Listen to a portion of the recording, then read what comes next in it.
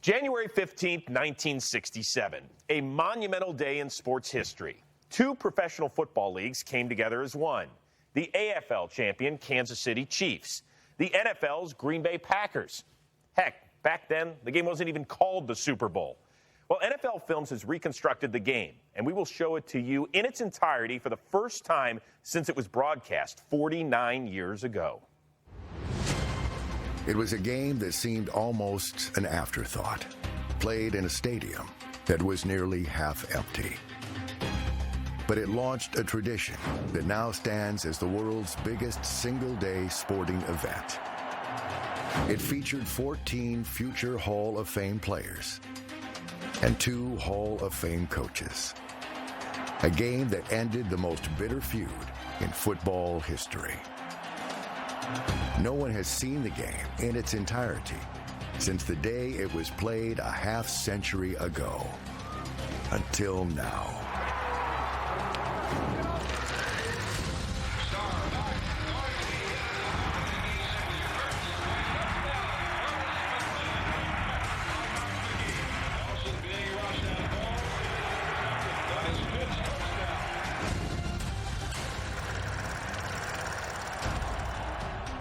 Hi, everybody, and welcome to Super Bowl I, The Lost Game. And thanks to NFL Films, we found it. I'm Chris Rose, and over the next 3 hours, we'll get to watch, just like you at home, Super Bowl I from start to finish. That is something that has never been done since it was broadcast on CBS and NBC. Yes, 2 networks, but more on that in just a bit. 3 hours of coverage, Super Bowl I. I'm going to need some serious help, and thankfully, I have found some up here, led by a man who doesn't look old enough to be a historian, but he is one. Elliot Harrison, it's good to see you. I appreciate that, I think. Hey, history is living. That's all I got to say. This man made a little history with the Green Bay Packers as well, not winning Super Bowl I, but 30 years later, down in the Bayou, this 81-yard pitch and catch from Brett Favre at the time was the longest reception in Super Bowl history. He is Super Bowl 31 champion Antonio Freeman. Good to see you. It's great to be here. It's great to have won a Super Bowl and be able to rebroadcast Super Bowl I. Very nice. And finally, we got a guy you know him best as the former head coach of the San Francisco 49ers and the Detroit Lions. But look at him back in the day as Brett Favre, quarterbacks hey, coach. Brett, let's go meet Marino. Look how young you were. This is obviously pre-TO coaching back in the day. No gray hair there you go. How about Reggie White? Huh? And a diehard Packers fan, Steve Mariucci, even though you grew up in Michigan, right?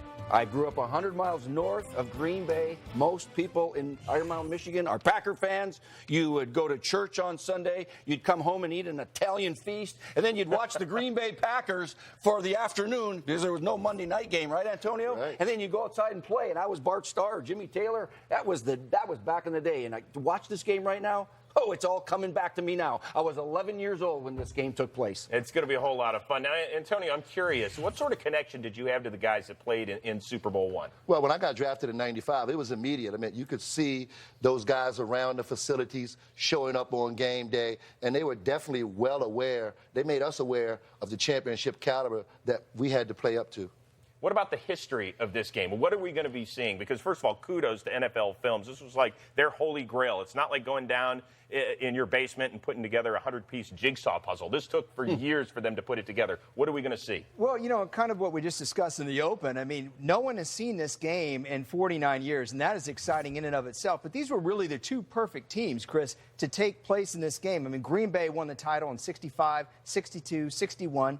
They beat the league's best up-and-coming team to be here. They earned the right to be here by beating Dallas. And then Kansas City, they beat the 2-time AFL champ Buffalo Bills. So you had the Chiefs, you had the Packers, you had the best the leagues had to offer. Isn't that what we want from the Super Bowl every year? And that's how we got it kicked off 49 years ago. Can't wait to get it going. We're also looking for maybe a few other players that have Super Bowl rings, maybe a scout that helped to eventually build a Super Bowl champion. Steve Weiss, do you know anybody around that can help us with that? Yeah, and then there's me, Chris, who has none of those things right there. But look, I'm joined by Terrell Davis, Super Bowl 32 MVP. TD, you stoked to see this historic game? Yeah, I am, man. I'm glad to be here. And Antonio, sorry about that, man, but we knocked you guys off in Super Bowl 32, bro. I'm sorry about that. You have 1 ring. You could have had 2, my friend, but my pleasure to be here, fella. There you go. And we have Willie McGinnis, who's played in 4 of these Super Bowls as well. And saying, why did you have to bring up that one ring that he won? Because that was against us in '96. That's right. So that's not good. I did win 3, though, so I'm okay. So you got it. And we're joined by former NFL scout Daniel Jeremiah, and we know, Daniel, you're getting ready for this year's draft. Heights, weights, measurables. Can't wait to hear what you have to say about these guys back in '67. Look, guys, I've been cranking on these tape, watching these college players. Now I've got my program for this game. I've got heights and weights. I'm anxious to scout Super Bowl I. All right, well, we're eager to see this game. But, Chris, we can't wait for you, Mooch, and Antonio to come join us over here. And we're going to put Antonio right between Willie and TD. Don't do that. Well, we'll see you in just a bit, guys, and get your popcorn ready. Now, the groundwork for Super Bowl I actually came together in the summer of '66 when then Dallas Cowboys GM Tex Schramm and AFL founder and Kansas City Chiefs owner Lamar Hunt had a little powwow in Tex Schramm's car at Love Field in Dallas. The two eventually hammered out the blueprint for the merger between the two leagues that would change a sport forever. In the early 1960s, football fans could watch 2 professional leagues each autumn: the tradition-bound NFL or the wide-open action of the newly formed American Football League. They didn't meet on the playing field, but did compete fiercely by holding separate college drafts and opposing each other in the courts. We've been in litigation for over 3.5 years with the American Football League, and there hasn't been much opportunity to think of anything beyond our own league. Our main concern right now in the NFL is making it as strong as possible. The NFL held the upper hand until 1964, when they were caught off guard after the AFL signed a lucrative television deal with NBC. This enabled the new league to spend big on such college stars as Joe Namath. A championship meeting between the two leagues seemed impossible after the New York Giants signed away the AFL's best place kicker. The AFL retaliated by raiding top NFL stars still under contract. Cooler heads eventually prevailed, and the two leagues negotiated a merger agreement in 1966 that would include a championship game. I think it's beneficial to both, frankly, and very beneficial to the fans all around the country. I don't want to sound corny on that, but when you look at all aspects of this as a championship game, I think this is personally, I think it'll be one of the biggest sporting events of the year, every year. Just 7 months later, Hunt's Chiefs would play in the very first Super Bowl. No one had played a neutral site championship game, and at that time it was the only pure AFL-NFL game that was ever played, because after that year's championship game there was a common draft. Then there began to be a little mixture of what the pure AFL was like. Keep in mind, the 1966 Chiefs beat the Bills in the AFL Championship to advance to play the Packers, who beat the Dallas Cowboys. Now, as far as the quarterbacks, look at it. A pair of Hall of Famers eventually. Lenny Dawson, who was a Super Bowl IV MVP. Bart Starr, who won MVP of Super Bowls I and II. But, you know, there were different styles in the AFL and the NFL, and you're about to see that unfold over the next 60 minutes of football action. But first things first, like the pregame, and this might be my favorite part of Super Bowl I. You see some of the players enjoying themselves out there in the pregame festivities. In fact, let's give a listen to what happened out there in Los Angeles. From the Coliseum in Los Angeles, with sunny skies, temperature in the 70s, and what a day. Football line up here. Got to take it down, fella. Okay. This is it, the American Football League National Football League Championship. The Kansas City Chiefs, winner of the championship in the newer AFL, against the Green Bay Packers, who have won the NFL championship. All right, so we're getting all set. By the way, there were about 33,000 empty seats. We'll delve into that in just a bit. But as far as the pregame introductions, watch these guys come out of the tunnel, do their thing, and line up and stare into the camera. From Michigan State, huge Ed I miss this. I miss that too. Right? Sometimes they used to say their own name. Look at I would watch this and I went, Dad, look how big these guys are. Because I hadn't seen them on television. When you're a Packer fan, you watch the Packers. That's it. These guys were huge. All right, well, let's listen to more of the introductions. At tight end from Michigan State, number 84 is Fred Arbanis. The flanker from Prairie View, number 89, Otis Taylor. And listen to the roar greeting the announcement of Mike Garrett, number 21, who played here at Southern California. At fullback from Kansas, number 32, is Curtis McClinton. And at quarterback from Purdue, number 16, Lenny Dawson. And now will come head coach Hank Stram, his assistants, and the remaining members of the Kansas City Chiefs. All right, Mooch, here come your Green Bay Packers. What were you thinking as just a little kid? You know what? I had a stomachache. I was so nervous for this game because you know what, Chris? We had to win this game. We couldn't lose to the AFL, right?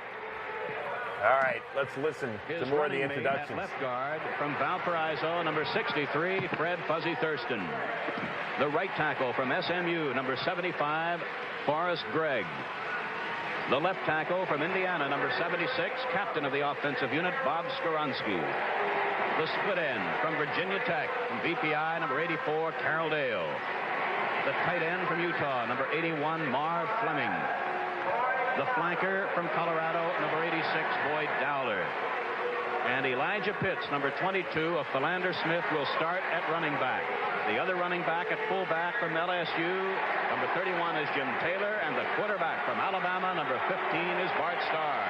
And now head coach Vince Lombardi, his assistants, and the rest of the Packer squad. Green Bay has won the toss and will receive the football of this first AFL-NFL championship.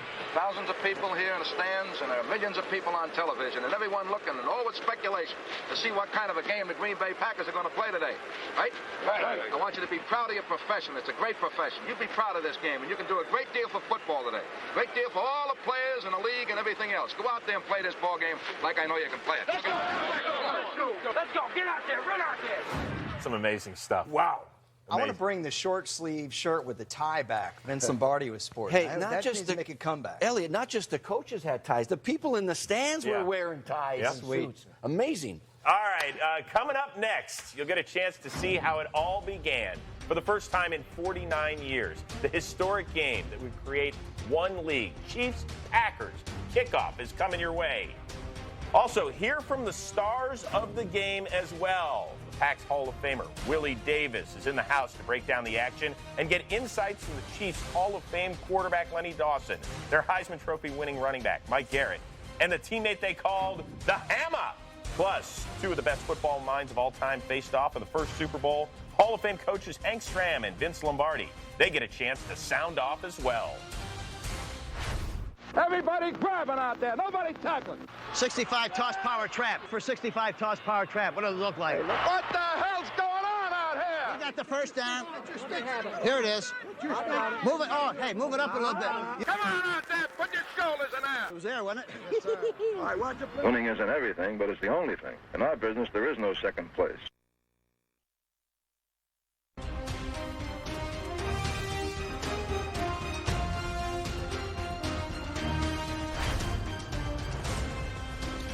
We are back. Super Bowl I, the lost game. Freeman, party of seven. Freeman, party of seven. Hey, listen, this is what you have. You have a Super Bowl party. You guys all played in them. You've never been to probably a nice Super Bowl party, so we've got one here. All set? Where's the chips, man? Where's the dip? Where's the guacamole? Pizza, too. All you guys are talking about food. We're talking about restoring Super Bowl I. Every play from the game. Are you guys ready to see it? Rich looks nervous, though. I'm nervous. I'm reliving my childhood right now, all right? I'm nervous. Stand up. Feel free to cheer. Whatever you want to do. I don't want to spoil this for you, Rich. Let's get to it. Kickoff in Los Angeles. And Fletcher Smith, number 17, will kick off for Kansas City. And Anderson and Adderley are stepping up to about the 4 or 5, anticipating a shorter kick from Fletcher Smith of Kansas City. The Super Bowl is underway. And it is a short kick from Smith. Adderley at the 6. Across the 10, running to his right. Across the 15, cuts back up to the center of the field and gets to the 25-yard line where he is piled up there. It'll be 1st and 10 for Green Bay. Bart Starr calling signals on the first play of the game. Jim Taylor picks up 2 or 3 yards, going over his own right side. Before E.J. Holland came across from his right side linebacker spot and knocked him down at the 29. A gain of 4. It'll be 2nd down and 6. And off to Elijah Pitts. Pitts back to the line of scrimmage, running off his own left side and out near the 35-yard line, just shy of the 1st down. 3rd down and 1. The Packers have picked up 9 on 2 running plays. Call signals. Hands off to his fullback, Taylor. Taylor's got the first down, but he hits to the 37. Boyd Dollar, we understand, is out for the game. Apparently suffered quite an injury and will be out for the ball game. And the good flanker back, who's made 29 catches this year, will not see any further action. And Max McGee has replaced Boyd Dollar, who has an injured shoulder. All right, so here's the thing. The first big play of the game. Boyd Dollar goes down. You saw Max McGee, who ended up catching a couple of touchdowns in this game. He's their 3rd receiver, guys. He caught 4 passes during the regular season. 4. Could you imagine that, Antonio, back in the day, your 3rd wide out doing that? No, not at all. I mean, but you got to be ready when your number's called. So stay ready, and you don't have to get ready. Just like Seattle last year when they had a receiver step up, had a big game in the Super Bowl, hadn't played much all season. Buck Buchanan. Yeah, he's feisty, that guy. That's a big dude. Hey, did you know much about the players in the AFL growing up? No, I didn't, because, most TV was regional. If you were a Packer fan, you watched the Packers. You didn't care much about those other AFL teams. That's why watching these guys, watching these guys. Who are these guys? Buck Buchanan was 6'7", 290, Mooch. Wow, That's big nowadays. That must have been huge. Well, their defensive line and their offensive lines were so much bigger than the Green Bay Packers. Mm-hmm. And it was like when they started watching film, they go, whoa, we haven't seen teams like this yet. So you saw a couple of sacks there by the Kansas City Chiefs to knock Bart Starr and the Packers offense off the field. And there's Mike Garrett, who, of course, won the Heisman Trophy in 1965 in that stadium at USC. He was a rookie here, and he's one of 25 Kansas City Chiefs that was drafted in both leagues. He'll join us a little bit later with the Hammer, Fred Williamson. Wow. He'll have to explain to us why he chose the AFL over the NFL, which was obviously a much more established league. I'm just looking at his face mask. I mean, I like the 2 bars with the 1 bar that went down the middle. T-bar, the old T-bar. Yeah, backs don't wear that anymore. He used to cloud your vision a little bit, but I guess Mike Garrett loved that face mask. The Chiefs threw the ball more than the Packers did. You notice Bart Starr only had 14 touchdown passes all year. It was harder to throw the ball back then, right, Antonio? Yeah. You could beat up receivers. But Mooch, it also was part of the AFL. I mean, they threw the ball. It's a much more open league. More points, more entertaining. Yeah, part of the appeal of it. Yep.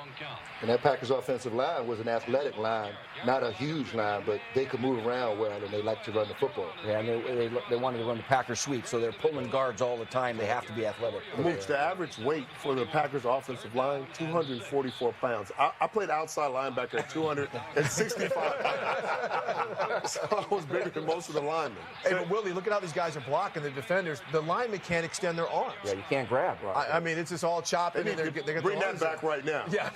All right, as we watch the Chiefs, the little engine they could, get into Packers territory, let's give a listen. It'll be 2nd and 10. Too much time, I believe, will be the charge against Lenny Dawson, and will cost him 5 yards, and will make it 2nd down and 15. And that takes the ball back into Kansas City territory at their own 48-yard line. Dawson calling the signals. Dawson rolling to the right. Dawson throwing, has a man in the clear, and he's got another great catch, but they say he is out of bounds. Chris Burford, for the 2nd time, made a catch, but could not keep both feet in bounds. On 3rd down and 15, Taylor wide to the right. No score in this, the first quarter. Dawson back to throw, looking for Taylor, and he overthrows Taylor as well as Herb Adderley at the 25-yard line. And now Kansas City will send in Gerald Wilson to do the kicking.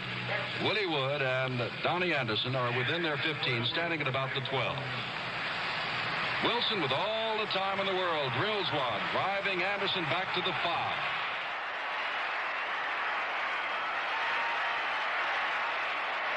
Running laterally to his left, gets a fine block, is up to the 10, tries to come down the side, across the 15, and is pulled down from behind as he hits to the 20-yard line. I love it that the punter didn't buckle his shin strap, right? I'm just trying to see who was the league sponsor for cleats back then. Who has the ball now and is running wide. Well, there you go. That's Elijah Pitts. And he was playing because Paul Hornung was hurt. Right. He was a good swing back, but Jimmy Taylor and Paul Hornung were the starters. Star dropping straight back, throws over the center. I tell you, we're watching the backs and everybody has their hands in the ground. My first year with Denver, running the true West Coast offense, did a lot of that. Yeah. Did you run a little 18-19 bob and W? Traps and all the dives and all that stuff. You know, I'm impressed by how much pressure the Chiefs are getting on Bart Starr here. A lot of pressure, but you saw the evasiveness to an accurate pass, because early you see a lot of these quarterbacks off the mark with some of the throws you've seen. We talked about the size of this Green Bay. Willie talked about the size of the Green Bay line, and Kansas City's defensive line just looks so much bigger. Well, they were almost 10 pounds per man. You know, it looks like it. Yeah, bigger team on offensive line and defensive line. And Kansas City was a much bigger team. Now here's Jim Taylor. He was a fullback. It seemed like fullbacks actually carried. But in this offense, you got split backs. So the halfback and the fullback have to carry the ball and block for each other and pass protect. And TD, what about the depth? These running backs are only about 3 yards behind the line of scrimmage, where now you see Adrian Peterson sitting about 9 yards behind the line of scrimmage. Yeah, I mean, you talk about the difference in vision. You can't see anything when you're 3 yards deep. Yeah, no eye formation. Yeah. All right, so let's listen up here. Dale to the right, McGee to the left. Starr dropping straight back. Hit as he throws, has the ball. It is McGee, touchdown. Stepped right by a defensive back and one of the linebackers who had to step off.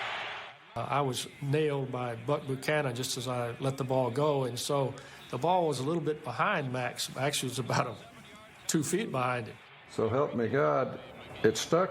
Just the end of the ball stuck in my hand. And I came around here, and Willie Mitchell went on by, and I ran into the end zone. It was really that simple. I was actually making sure he didn't catch it, and the damn ball stuck in my hand. So there were one-handed catches.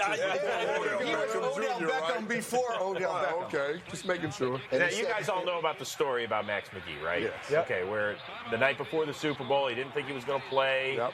Kind of a party guy, so he kind of did his thing. Had a good time. He celebrated the enjoyed Super Bowl. himself. Saw some of his teammates when he was walking into the hotel at 7:30 in the morning. He had actually invited Paul Hornung out the night before, and even though Hornung wasn't going to play, he was like, "Are you kidding me?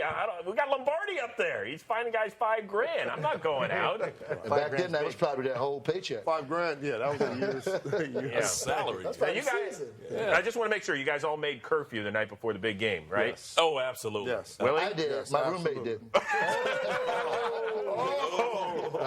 We have to look up who your roommate was. All right. Guys, don't go anywhere, because coming up, his name is on the trophy given to the Super Bowl champ. You will hear what Vince Lombardi had to say to his Packers as they were in quite a game against the underdog Chiefs. Don't go anywhere.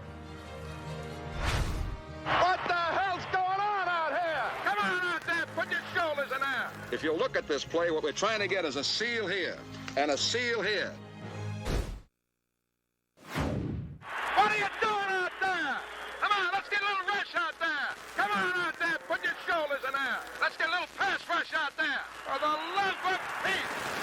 What's going on out there? They're crying out loud. Why?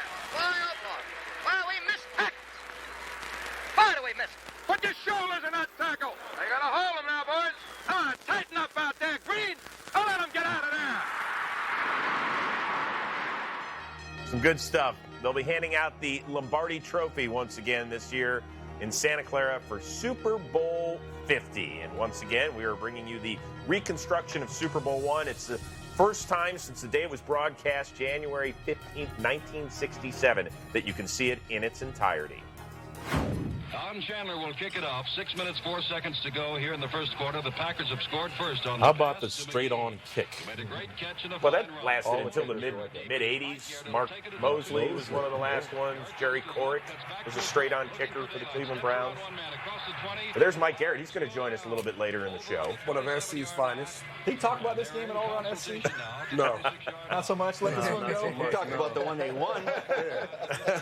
Not this one. And placing the ball. Okay, so this is pre-Red Flag Challenge day, so we don't know exactly what they're talking about. Spot. Perfect goes to the left. By the way, you'll notice that we have enhanced the game a little bit. We're putting the score up there. That wasn't courtesy of CBS. Yeah, or I was ABC trying to see when the play clock. I don't see the play clock. Right. Are you a little confused? I'm a little confused. Len Dawson's like Russell Wilson right there. Well, exactly, and that's the one thing people forget. I mean, especially when these AFL teams, you had mobile running quarterbacks. We all think of the throwback quarterbacks as guys stay in the pocket. This quarterback moved around a little bit. Lenny Dawson showing it right there. Things broke down. He took off. Next play. Len Dawson will also join us a little bit later in the show. He was actually a first-round pick of the Pittsburgh Steelers. Got traded to the Cleveland Browns. He didn't make it in the NFL. Eventually caught on in the AFL. Made it all the way to Canton, Ohio. Are you saying the Browns would give up on a player? Oh, stop it. Look at how high the centers are too, Mooch. When you see these centers, the quarterbacks don't even have to bend their knees to take a snap. You look at that. You know, and you see offensive formations and personnel group have changed, but that defense, that's a 4-3 defense. Still playing it today. More than half the teams play a 4-3 defense. Wow. So we got flag. That was a wow, violent easy there. Wow. The other thing I noticed, the head coaches are in suits and ties. They're dressed up. And assistants. And assistants and everybody. Look up in the stands, Willie. People are having suits on in the stands, watching the game as fans. That's the other thing, Mooch. There's no empty seat right now in the Super Bowl. There were a lot of 33,000 empty seats. 33,000 empty seats. Mm-hmm. Well, what was the price of a ticket back then? $10. It was $12. It went up to $12. And what is it now? A little bit more than $12. Just 12 will get you. 12 will allow you to say the term Super Bowl. It's probably as much as they made in a year. You can't even play for parking. You can't get a drink. No. For $12 in the stadium. Mooch, this is a nice drive that Kansas City's putting together right here. I'm sure the Packers are kind of like, okay, we're in a ball game. Yeah, when I was watching this game, we were winning 7-0, and I say we because I was a Packer fan. And then all of a sudden I'm going, hey, these guys are moving the ball against this great defense. And you're talking great defense. There are a lot of Hall of Famers playing on that defense right now. Yeah. All right, well, you know what? Let's listen to a little bit more of the Chiefs' drive. Came up very quickly. Taylor wide right. Burford set in the slot, and Mike Garrett with the ball, and down he goes. Wrestled down by big number 89, the left side linebacker Dave Robinson of Penn State. On second down, 11. Garrett goes in motion to the left. Dawson rolling out to the left, looking to throw. Gets rid of the ball. Way over the head of Chris Burford. It is 3rd and 11. Time running out in this, the first quarter. A little bit more than a minute to go.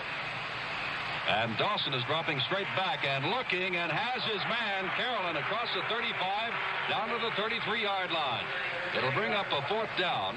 Mike Mercer is coming in. Well, this will be a 40. I see some guys blocking. You said they couldn't use their hands in Super Bowl I, but I see some guys grabbing. I see some grabbing going on. Yeah, we're not seeing a whole lot of flags here either. I mean, you see straight on. Guy, that wasn't even straight on. He lined up to the right of the holder. Straight on kickers, and you got holders with their front knee up. That's changed. Nobody puts their front knee up. Too many knee injuries. Look how tall the quarterback stays. That's what I'm saying. The centers are straight up and down. Over the right side of his own line. The Green Bay Packers defensive line considerably smaller than, right? But yes, they can't block them. They average 244, and the KC offensive line was 267. Seemed like they pressured every single play. Like Len Dawson was on the move. He was mobile, trying to get out of the way every single play. Yeah. So, guys, that'll do it for the first quarter out there at Super Bowl I. And one of the voices you've heard throughout the broadcast so far is that of Jim Simpson. And back then, he was one of the voices of the AFL. He was doing NBC radio, and unfortunately, we just lost him here in January of 2016 at the age of 88 years old. You're talking about a guy who called 6 Super Bowls, 14 Olympic Games, 16 Major League Baseball All-Star Games. I mean, if you can do one of those in your career, you can hang your hat on that. But to have a resume like that, Jim Simpson certainly did it all. All right, still ahead on this show. Why did Fred Williamson try and rile up the Packers leading up to the big game? The Hammer is in studio, as is Mike Garrett, who is just a little fresh-faced rookie. But did he feel like he was actually playing in the biggest game of his life? We'll ask him when he joins us next. Pump it in there, baby. Just keep matriculating the ball down the field, boys. 65 toss power trap. Look for 65 toss power trap. What does it look like? Hey, look for our 65 toss power trap. It might pop wide open, Rats. Yeah! Yeah! Yeah! I tell you that baby is there. Yes, sir, boys. That, of course, was after the Chiefs' victory in Super Bowl IV over the Minnesota Vikings. We are through one quarter of play in Super Bowl I. It's the Packers 7, the Chiefs zip. And right now we are joined by a pair of men who played in that game for Kansas City, running back Mike Garrett and the Hammer, Yes, sir. is in the house as well for the Kansas City Chiefs. So I'm curious, what was your mindset coming into this game, taking on the big bad boys from the NFL, the Green Bay Packers, Fred? Well, they were big bad publicity-wise, but, we had played tougher teams to get that far. We had just played Buffalo, and the guys that I had to cover were faster than these guys. I mean, Boyd Dowell, he's a guy 6'9", he's going to be faster than me, out-quick me, there's no way. Guys, take us through a little bit what's going on here. Beginning of the second quarter. Listen, you guys are down just a touchdown. So, Fred, what are you thinking at this point? No, we had a team, man. We weren't worried about them beating us. I mean, all we had to do was we had Buck Buchanan. We weren't worried about them. Look, the big guy, look at him. Look at him. He ain't catching the ball with the hammer running up next to him. It wasn't happening. We were mentally ready for this game. Third down 7, flag is down. Across the middle, juggled up in the air, no good. By the way, I'm not spoiling any surprises here, but Mooch grew up a Packers fan. Yeah, I saw his little shrimp picture. He showed me his little run. 1965, he weighed 75 pounds. He showed me he was 9 years old. He was at the Packer camp. All right, so now the Chiefs are taking the ball over. By the way, they did play with 2 different footballs. So when the Chiefs got the ball, you used an AFL ball, and when the Packers had the ball, they used an NFL ball. And we had a mixed officiating crew. Now, Mike, so here you are in your rookie year, and you've got Lenny Dawson doing your thing and finding you right here a 17-yard pitch and catch. Look at the moves, my man. Yeah, I guess I was a little younger then. But, they were a very good team. They had great team pursuit, very athletic, and just wanted to make sure that no one got a real good shot on me and tried to move upfield. Prior to the game, they called us Mickey Mouse team. So we started wearing Mickey Mouse caps in the locker room before the game. So it shows you how really concerned we were about the Packers. But, Mike, I want to ask you this, though. The last 2 drives you've seen with the Chiefs, you're really moving the ball right here. What were you seeing offensively? Nice mix of run-pass. What were you seeing to make the things move the ball so well down the field? Well, we were trying to run off tackle and then quick hitting in the middle. And we were simply trying to play man blocking and trying to blow them off the line of scrimmage. So we were a little successful, and then they had great linebacker play, Caffey, Nitschke, and Robinson. So they eventually made their adjustment, and they were a very tough team, a great team. With plenty of time. All right, so there's a big completion down to number 89, Otis Taylor. Gets it inside the 10. Let's listen in as the Chiefs knocking on the door. It was Tom Brown covering him. First down and goal to go at the 7. And again, Lenny Dawson helped to free his receiver, as he does quite frequently by faking the running play before throwing the ball to Taylor. Taylor was wide open, and Lenny was careful, didn't lead him too much, threw the ball out there perfectly. But Lenny Dawson helped ever so much on that play, as he does quite frequently on his pass plays. And now Kansas City with a chance. Comes out on the I formation. Dawson calling signals on first down. Keeps to the ball. Rolls out to the right. He's got a man clear. Touchdown! Curtis McClellan. And it is 7-6 Green Bay. And he not only had a man clear, he had 2 men clear down in the end zone. Chris Burford and McClinton were standing down there side by side, as once again, as we described on the last play, Lenny Dawson made the good fake. Faked the running play into the line and then stepped back, found 2 receivers side by side down in the end zone. Teams threw the ball more often. Yes, they did. And that was one of the draws, right? For excitement, more points, more passing.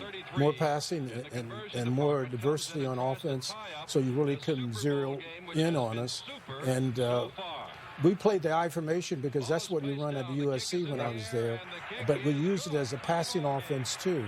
So we tried to keep you off balance as much as we could, and running motion plays and running flat patterns, and then when you have Otis Taylor, it makes it very easy because there's never been a better receiver than Otis Taylor. Al Davis went after everybody that was fast. He came from a college that was fast. He wanted speed. He wanted 4.3 40s, 4.4 40s. He went after everybody that was fast. Did you know how big an event this was at the time, guys? Or was the AFL Championship victory over the Buffalo Bills, in your mind, bigger than this game that was going on? For me, the AFL championship was bigger than this game because I didn't have to worry about covering anybody here. I had Boyd Dowell and Carroll Dale. I wasn't worried about them. But in the AFL, I had Lance Allward. I had Charlie Hennigan. I had Dubinion. I had young rabbits running around, man. There was no rabbits on this team. I'm going to disagree a little bit because I watched the Green Bay team play national championship games for 2 straight years. And I went on the field early before the game even started just to see Green Bay come out of the tunnel of the Coliseum. And I can tell you their offensive lineup and the defensive lineup. So this was a great thrill for me. You remember this one, Mooch? Yeah, it does give us a little breathing room. I say us, guys. I'm sorry. I was a Packer fan. But that didn't count. The bad news is it's about to get called back. Yeah, I know. Yeah, called back. Yeah, motion. I'm going to tell you, I was a Packer fan, too. Were you? I love the Green Bay Packers. But you got to remember, he was a rookie. So he was impressionable by anything that year. But to get back to it, in terms of the magnitude of the game, I know, Fred, you said you didn't have to worry about the receivers, but this was a neutral field game. You saw it was in the Coliseum. There were thousands of people in the stands. What about the magnitude of the game then as compared to how we see it now when it's such a massive, week-long event with all the hype and everything leading up to the game? But we didn't know that at the time. It was just another game. We didn't know what it was going to become. We didn't know it was going to be as gigantic as it is. So you take it game by game as you play the game. We didn't know it was going to explode. I was concerned about stopping somebody in front of me, catching passes. That was my whole job, and that's what I zeroed in on. I didn't think about this is going to be a real traditional thing happening in my life. How did Bart Starr compare to the quarterbacks you faced in the AFL? Bart Starr was clever. He was smart. He didn't seem like he was disturbed. They had been there before. They had done this before. We didn't.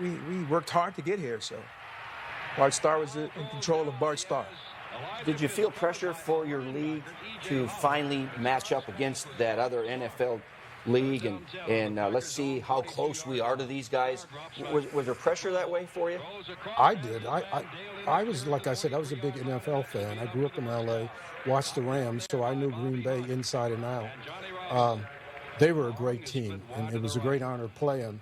And I thought that the first Super Bowl game was a big game. I didn't think I played anything better than this or bigger than this. So I was of opinion that and Green Bay was one of the greatest teams that ever played.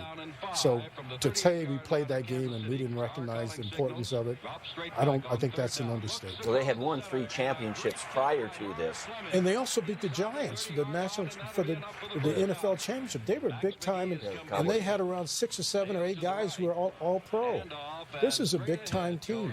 The difference is now, like, the divisions play each other, so you may play a team in the NFC, if you're in the AFC, right? Back then, you just played people in the AFL. Right. Correct. So how was the preparation a little bit different from playing teams you never would even play during the regular season? Well, for me, when you play the game, you concern yourself about your one job. You don't think about all the other jobs. You're concerned about your job. You can't expect the other guy, your teammate, to do his job. So you can't count on that. If you do, you're defeating the purpose. You get bogged down by too many thoughts. There's that Packer sweep. Look out. Here it is. Let's listen to the touchdown. Here we go. It ain't my sweep. It ain't my job. On the other side. From 14 yards out. And Taylor was hit by Hurston at the line of scrimmage, but simply broke the tackle. And a great example of this Green Bay power offense is 4 green jerseys went around the left end that time, one of them belonging to Jim Taylor, who had the football, but 3 blockers right there with him, 3 blockers right in front of him. And anytime you can turn the corner, get around the end with 3 blockers in front of you, you're going to go a long way. And of course, Jim Taylor doesn't need any instructions on how to get into the goal line under situations such as that. Don Chandler in, and the ball is held by Starr. The kick is good, and Green Bay goes on in front, marching 73 yards in 14 plays. So the Packers reclaim the lead in the second quarter. It is 14-7, much more with Fred the Hammer Williamson and Mike Garrett of the Kansas City Chiefs as we continue to relive Super Bowl I, the lost game. Don't go anywhere.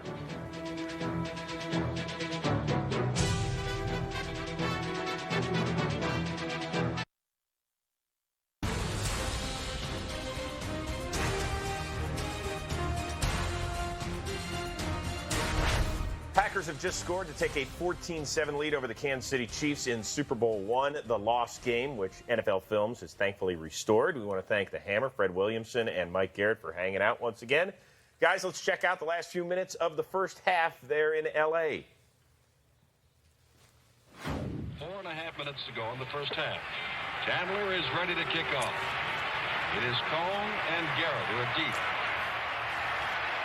You know, one thing we've noticed this whole time, all these kicks are returned. I mean, now we're seeing these kicks going out of the end zone. There's barely any turns. Now and the full wedge on the return. You're not allowed to do that anymore. By the way, I like Mike's face mask back in the day. Well, thank you. Did you ever get any fingers inside of the face mask? No, but it was lighter than the cage, but I needed more protection than just a single bar.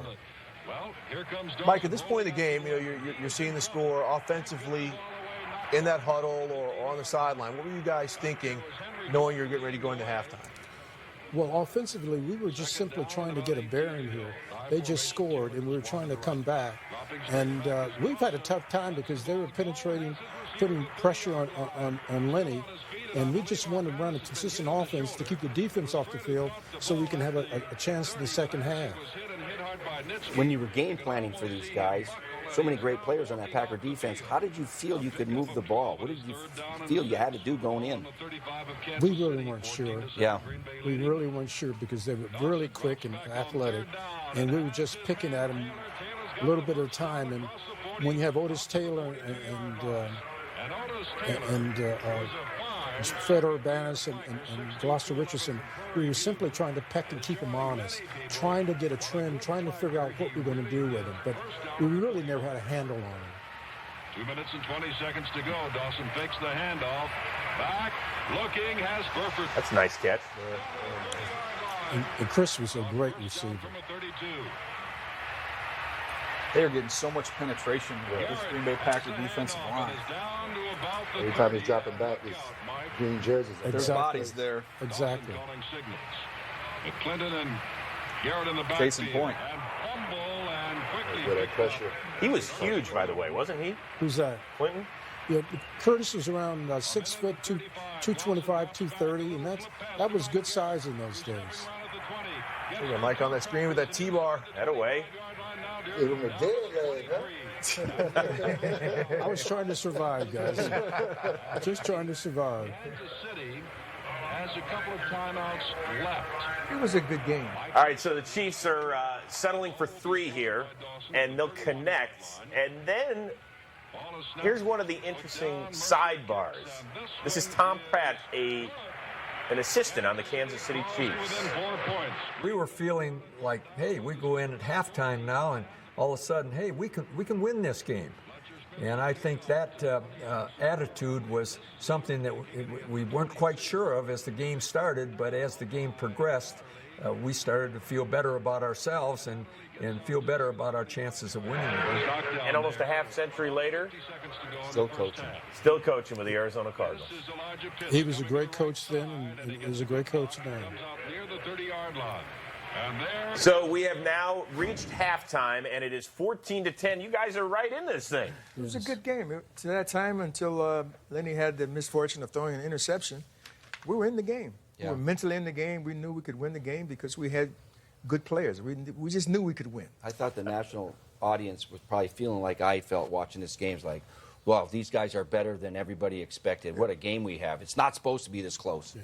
Guys, we appreciate your insight. Hopefully you enjoyed watching Super Bowl I, because nobody's ever been able to do it. So thanks for joining us here in our little living room here. Thank you. It's a pleasure. That's as far as you're going? No. Well, we'll keep it. You can just keep watching the game if you want. I got something coming up here. You got something coming up here? Put him on standby, okay? Make sure he doesn't go anywhere. But coming up, of course, the AFL, it was known as an innovative league. But what the heck was going on during this halftime show? What in the name of Marty McFly and Doc Brown was going on? We'll try and get to the bottom of it. And we'll be joined by the Chiefs Hall of Fame quarterback, Lenny Dawson. How was he feeling about the game at the half? And you won't believe what he was doing during the intermission. He'll join us next.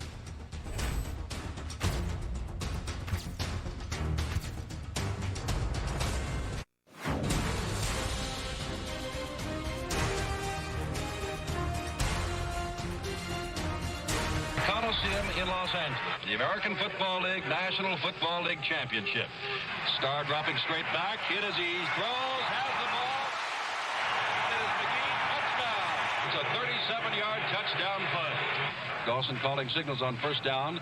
Keeps to the ball. Rolls out to the right. He's got a man clear. Touchdown. From the 14, Jim Taylor starts around the left side.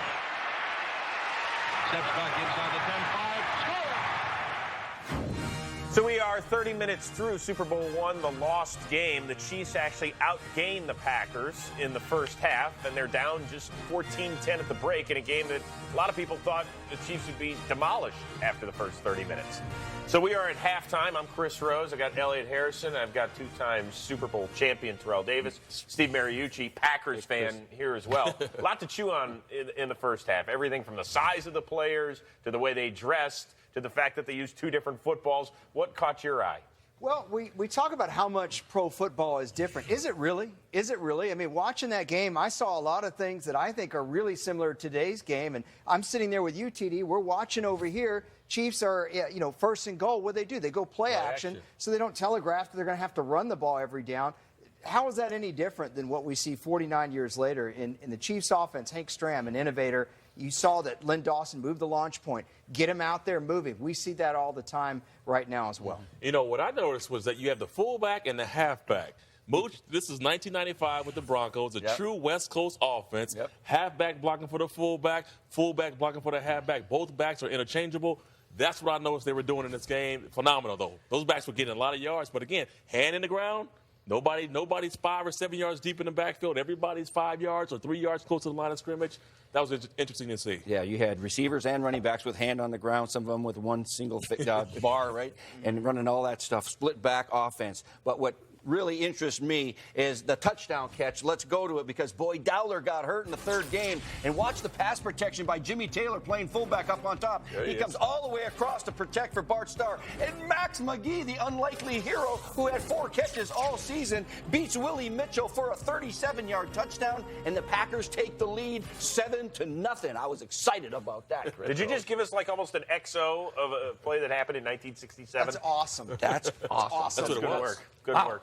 Awful lot of talent, obviously, on this field. There were 14 Hall of Famers that laced it up that day. Super Bowl I out at the Coliseum in Los Angeles, and we're good enough to be joined by one right now. That would be the Hall of Fame quarterback of the Kansas City Chiefs, Lenny Dawson. Lenny, thank you very much for joining us. How are you? That's my pleasure. You're going to talk about Super Bowl IV, right? We would love to get to that. We'll get that in about 3 years from now when we piece that one back together. Okay, so here we are. It's halftime. The Packers are up 14-10 in a game that a lot of the pundits said you were going to get blown out of the water in the first 30 minutes anyway. What was the tone in the locker room? The tone in the locker room was a very positive one because we thought we had a shot at them. First of all, most people didn't think we'd even score anything against the Green Bay Packers and that great defense that they had. But at halftime, we said, hey, we got a shot at these people. We can't make too many mistakes, but we have an opportunity. Could you feel a sense of disrespect on the other side of the football from the Green Bay Packers during the game? Not so much that because a lot of the guys on Green Bay's team and guys on my team, they either played together or played against each other at the collegiate level. So not that much. It was, Nitschke was right in front of me there. What a wonderful man that he is, knowing that he wanted to get his hands on my throat. But no, I don't think so. I'm curious for you on a personal level. You were drafted number 5 overall by the Pittsburgh Steelers in the NFL. Didn't make it there. You got traded to Cleveland in the NFL. Didn't make it there. Was there a sense for you that I kind of had to show everybody that I could play this game at this level? I really never had an opportunity to play for Pittsburgh or Cleveland. I think I started once for Pittsburgh, once for Cleveland, but I never started and finished a game, whether it be a preseason game or a regular season game. But the thing is, this guy by the name of Lamar Hunt, decided he wanted to have a league called the American Football League, and he hired a guy by the name of Hank Stram as his head coach of the Dallas Texans. Well, Hank Stram was one of my coaches at Purdue University, and I just wanted an opportunity to play. and I felt that he had the best way that he possibly could to at least try me, and he did that, and so consequently, I was rusty. At 5 years in the league, and you don't play, you are going to be very rusty. Hopefully, I could get over that, and Hank Stram was someone who knew me very well and worked with me to improve what I've been doing at Purdue University. I want to get back to Mr. Hunt for a second. The founder of the AFL, the owner of the Kansas City Chiefs. Was there a little extra fight among the players? Say, hey, let's get this for this guy because he's the reason we're playing professional football?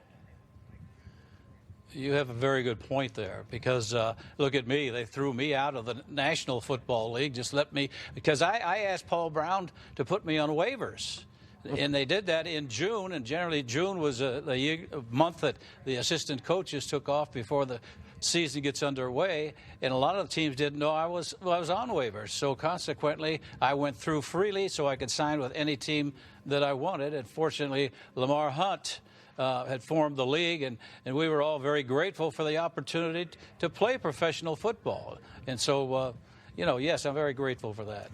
Finally, Lenny, a lot of people are curious what you might do at halftime of a big game, say a Super Bowl. We do have a picture of you, and of course you are firing up a heater there in the bathroom, and there's a guy behind you wearing Mickey Mouse ears. Please tell me you have this photo framed somewhere in the Dawson household.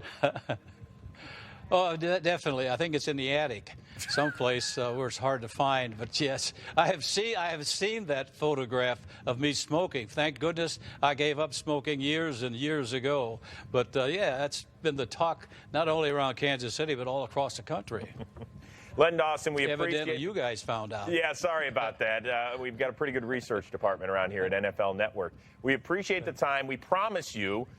In 3 years, we'll talk about your Super Bowl IV victory in which you were named MVP, and we'll invite you back then, okay? Very good.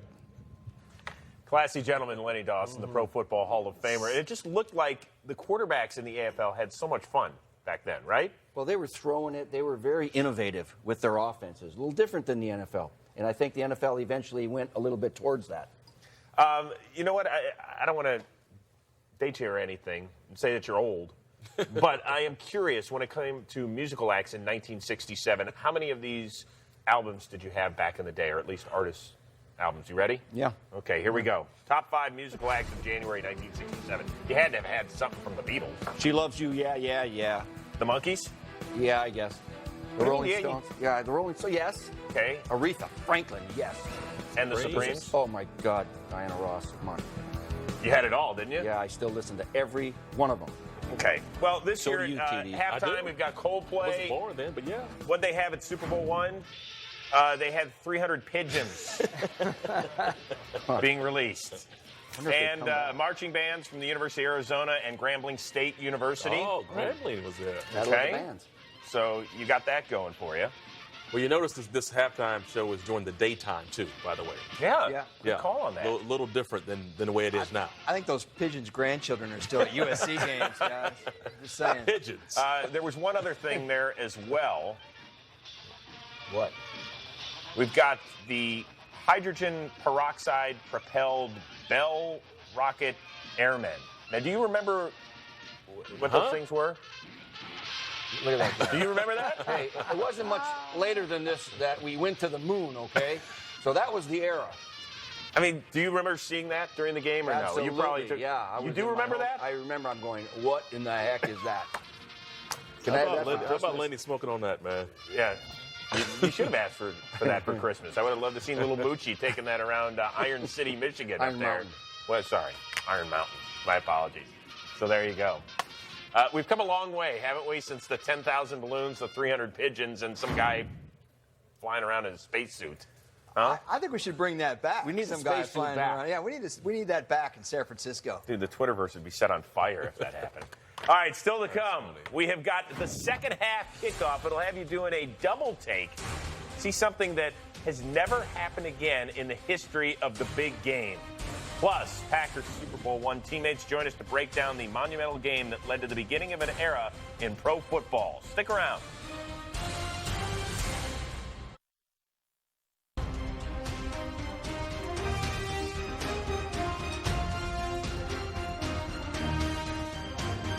We are back on Super Bowl I, The Lost Game, and I'm really happy this is a 3-hour program. That way I can introduce all 6 of you that are back up here. I've got Elliot Harrison. I've got my resident scout, Daniel Jeremiah, 2-time Super Bowl champion, Terrell Davis, Antonio Freeman won Super Bowl 31 with the Packers. Steve Weiss, I'm sure you won something in your life. You're here as well. And then who's little Stevie Mariucci in his cute little jacket? You like Do you that? still have that thing tucked away somewhere? I have a lot of Packer jackets. Some from when I was a kid, some from when I was coaching there. Is that like the one you... No, they just gave me this from the back room. Okay, thanks. We've got some photos that Mooch is going to want to show us in a little bit. Once again, to recap, we are at halftime here of Super Bowl I with the Packers leading 14-10. Now, guys, there's a huge saying in showbiz that the sequel is never as good as the original. But when it came to the second half kick, these filmmakers didn't have a choice but to shoot it again. The one incident that everybody seems to remember was re-kicking the kickoff in the second half. Remember that CBS would do the production of Super Bowl I and feed the pictures to NBC. The second half is about to begin. Don Chandler kicks off. Gene Wilson comes up, watches it bounce at the 12, but a flag has gone down and a whistle has sounded. As to what happened on the last play, a very odd play. Green Bay kicked off. A lot of the Kansas City people didn't move, just stood there pointing at something, and I don't know what they were pointing at. We were in control of the kickoffs and the communication from the television truck to the field. Lou Cusserow was the producer for NBC, and he came running in our truck, and, you got to kick it off again. You have to kick it off again. There have been rumors that they were still in commercial and that there was miscommunication, but I don't know for a fact what it was. Lou was bigger than me. So I said, yeah, sure, Lou. And they will kick it again. You think there was animosity between the NFL and the AFL? Just get around a TV truck compound where CBS and NBC were trying to broadcast the game. So could you imagine that if that happened in one of your games? I'm sorry, guys. Let's start this over for just a second. We do. It depends on the play. I mean, seriously, if it was a return for a touchdown or something and you had to redo it, that would be crazy. I mean, but that play, they kicked the ball off and it's like everybody just stopped. And so nothing was really done. So that's cool. Yeah, they were lucky, I guess. One of the many reasons we're thankful that Twitter was not around in 1967. Yes, one of the many. All right, guys, let's get back to the second half. Once again, Green Bay's up 14-10 on Kansas City. Second half kickoff. Just one of them. Enjoy. Don Chandler will tee the ball up.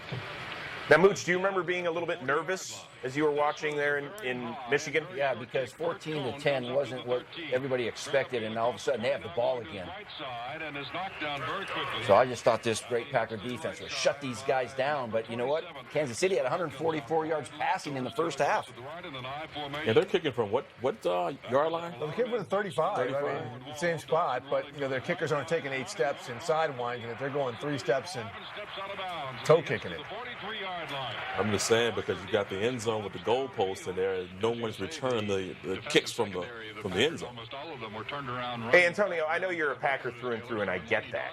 But doesn't it look like it'd be more fun to play for an AFL offense back in the day? Be honest. Without a doubt. I mean, I'm sitting here looking, and it seems like every down they're dropping back passing the football. I love that. Gets from his own 43 down to about the 48-yard line.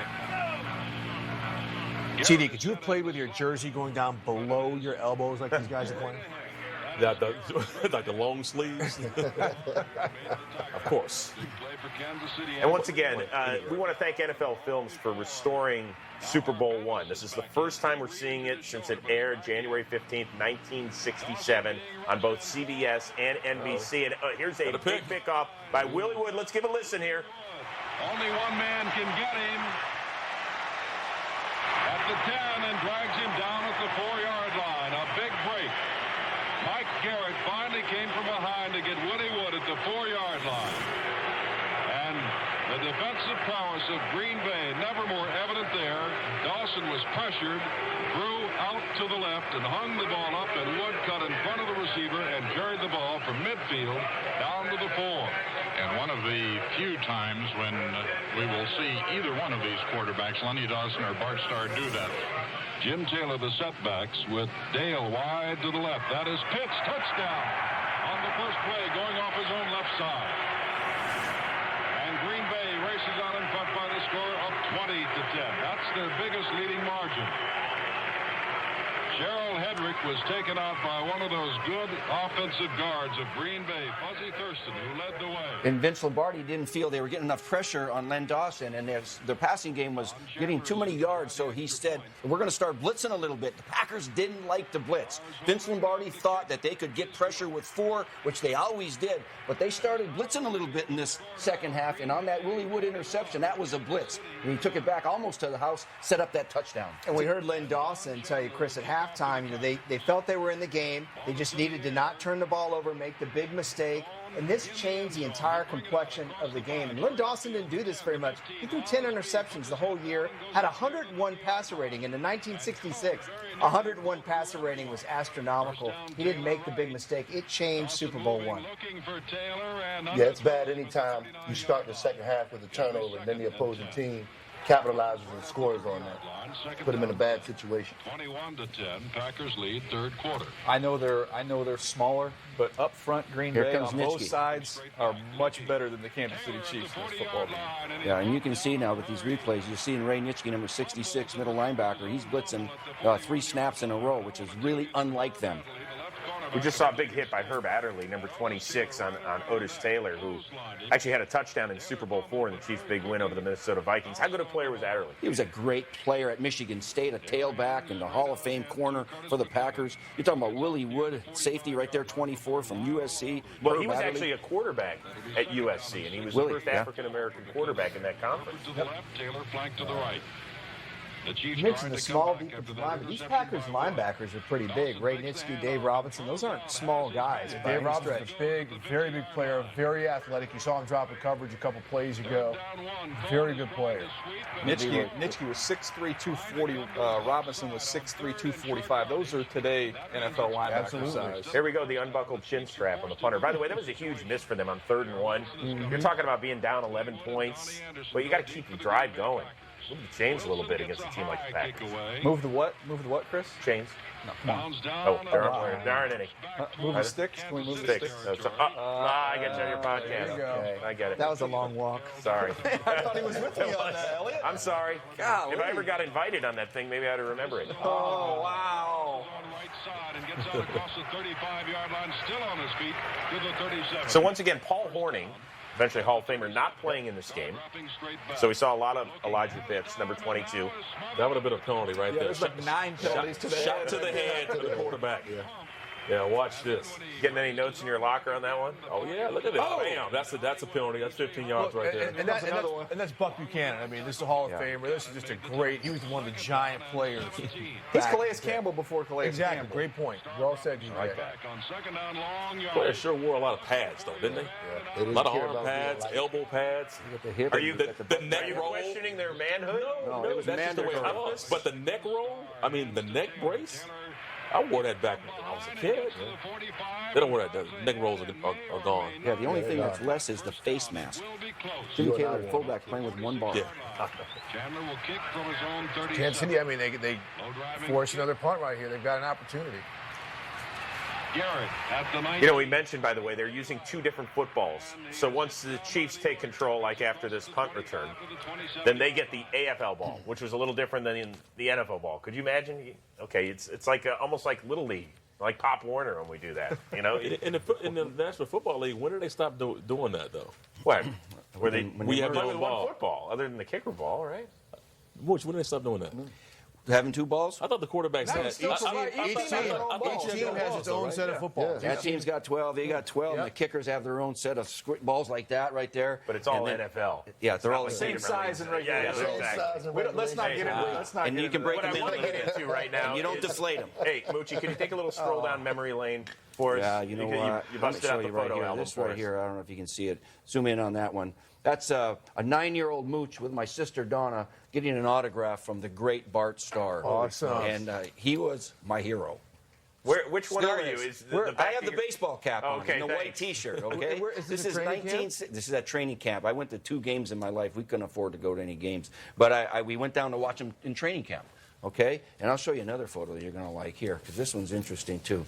You see this, guys? I see that. So I'm 9 years old, and I'm getting an autograph. That is Herb Adderley, number 45, Willie Wood, number 40, and Lionel Aldridge. And you go, hey, that's not their numbers. Yeah, Coach Lombardi used to make them change their jersey numbers because he thought George Hellis was skunking their practices. So everybody had a different number on at practice. And so that was in 65. That was before the Super Bowls. They had won NFL championships then. But kids in my day, man, you grew up a Packer fan, and it's for life. So what do you see? Do you have a tattoo, Mooch? I should do that. Yeah. No, I have to be unbiased in my job now, right? All right, Mooch so kind of looked like the Beeve, by the Yeah. way. he did. Yeah, that was fun, though. I'm surprised no selfies back in the day by Mooch. Guys, let's get back to the game. It is 21-10 Green Bay after the interception and then the touchdown. And so let's pick it up right now. Super Bowl I, Chiefs with the ball. In the third quarter, Packers leading 21-10. Lenny Dawson rolling out to his Moving the left. pocket again, DJ. Changing the launch point. They did that a lot. It's a big difference Good at between it, them too. and the Packers. I'm amazed at how they're taking the right-handed quarterback and rolling them to the left, which is There's a blitz. Leroy Caffey. Leroy Caffey. You're all over it, Mooch. Yeah, they were good. That's Henry Fonda. Sure was. On Golden Pond. Nice. You know, leave it to Elliott to really pick up on this. Oh, no shot now. I thought it Let's meet at was the Dan quarterback. Fouts for a moment, and then I realized wrong. There's the priest. I thought it was Father Murphy. Yeah, you got to get that goalpost out of the way. Yeah. Short Did you ever punt. see, like, a punt hit the goalpost or anything? I don't remember. I'm sure guys ran into the goalpost. You dive in, catch in the end zone, you hit a goalpost. That's why they were smart enough to back it up 10 yards. And look, here's a rare flag that comes out. That's one thing you notice about this game. The lack of penalties. If only we could have that in today's game. Let them play. Well, we talked about the offensive linemen aren't extending their hands a great deal, so it's eliminated a lot of And potential Antonio, holding. the DBs, they could grab and junk receivers too. Well, you heard the Hammer. He said he didn't have to do that. Yeah, you're right, Steve, and that's why I was saying it's so impressive that Len Dawson and Bart Starr both came in this game with over 100 passer ratings in an era when the receiver could be chucked all the way down the field. Yeah, that's incredible. Star dropping straight back with time across the center. There's Max McGee. Once again, he wasn't even supposed to really play in this game. He had 4 catches his entire season. And all of a sudden, he's the hero. Boyd Dollar goes down on the third play of the game, and Max McGee, who let's just say may have fractured curfew the night before. Fracture, like a well put. Well put, fracture. Yeah. Comes to the right. Hey, at least he had a good time out there in L.A. Now let's see. Is that a flag? Fred got him. The hammer. The hammer. What do you think he's saying? Is that a, I don't know. You know what? Why don't we listen in? No, not then. Star dropping straight back again. He has Taylor, a little swing man at the 45, 44. Hit once, breaks the tackle, and is knocked down again on the 44. That's the case of Bobby Bell coming up to help out Jerry Mays. On 3rd and 11, Carroll Dale goes wide to the left. Willie Mitchell is the man on him. Bart Starr dropping straight back, looking as his man Max McGee in between 3 people at the 33-yard line. They all converged on the tackle. That's a first down at the 28.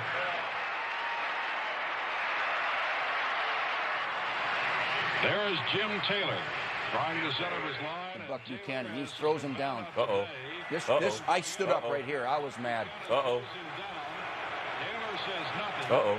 The official pushes on. You see? Big dude. Don't even mess with him. Penalty is called as yet, and none will be. The defensive line of the Kansas City Chiefs has been tremendous today, as has the defensive line of the Green Bay Packers. The fault, if there were to be one to be found for the Kansas City Chiefs, has been in the defensive secondary. And, of course, the big mistake of Lenny Dawson when he hung the pass up and Willie Wood intercepted. 2nd down and 8. Gives it to Taylor. Taylor stuttering at the line, and down he goes. Gerald Hedrick made the tackle. The flanker is... Here comes the Packers sweep. They're pulling both guards. Both guards. Fuzzy Thurston and Jerry Kramer are pulling. Crack. There they come, 63 and 64. I mean, look at how many guys are on the ground every play because of this crowd. Got a chance to spend a lot of time with those 2 pulling guards during my time at Green Bay, Mooch. Those guys were always around. There he is again. McGee off one hand, and it's a touchdown for the Green Bay Packers. And again, the pass off of the play action with Bart Starr first faking the running play. We lost because Max McGee caught 2 circus touchdown passes on Willie Mitchell, who for some reason was mesmerized in that game. His feet, he moved like he had lead in his shoes. Faking the running plays frequently before going back to pass. Well, Max McGee, who played so well in the National Football League Championship game, coming on late, has done so again. Chandler's in and kicks the extra point. Always fun listening to the Hammer, who was with us a little bit earlier. Not going to give Max or any of those guys any credit, is he? Nope. Nope. Nope. Somebody said that today, came out and said that about their teammate. Twitter. Yeah, it did. Yeah, it wouldn't be good. Then again, if you're getting burned by a 35-year-old hungover wide receiver. That's true. First down from the 18. So that's going to do it right there for the third quarter, and the Packers start to pull away with a couple of touchdowns, one coming off of an interception as well. But don't you go anywhere, because coming up, Green Bay Hall of Fame defensive end Willie Davis is here. What was Vince Lombardi like during the game as the Packers were starting to pull away? Was he on edge, or did he loosen up? We'll find out when he joins us next.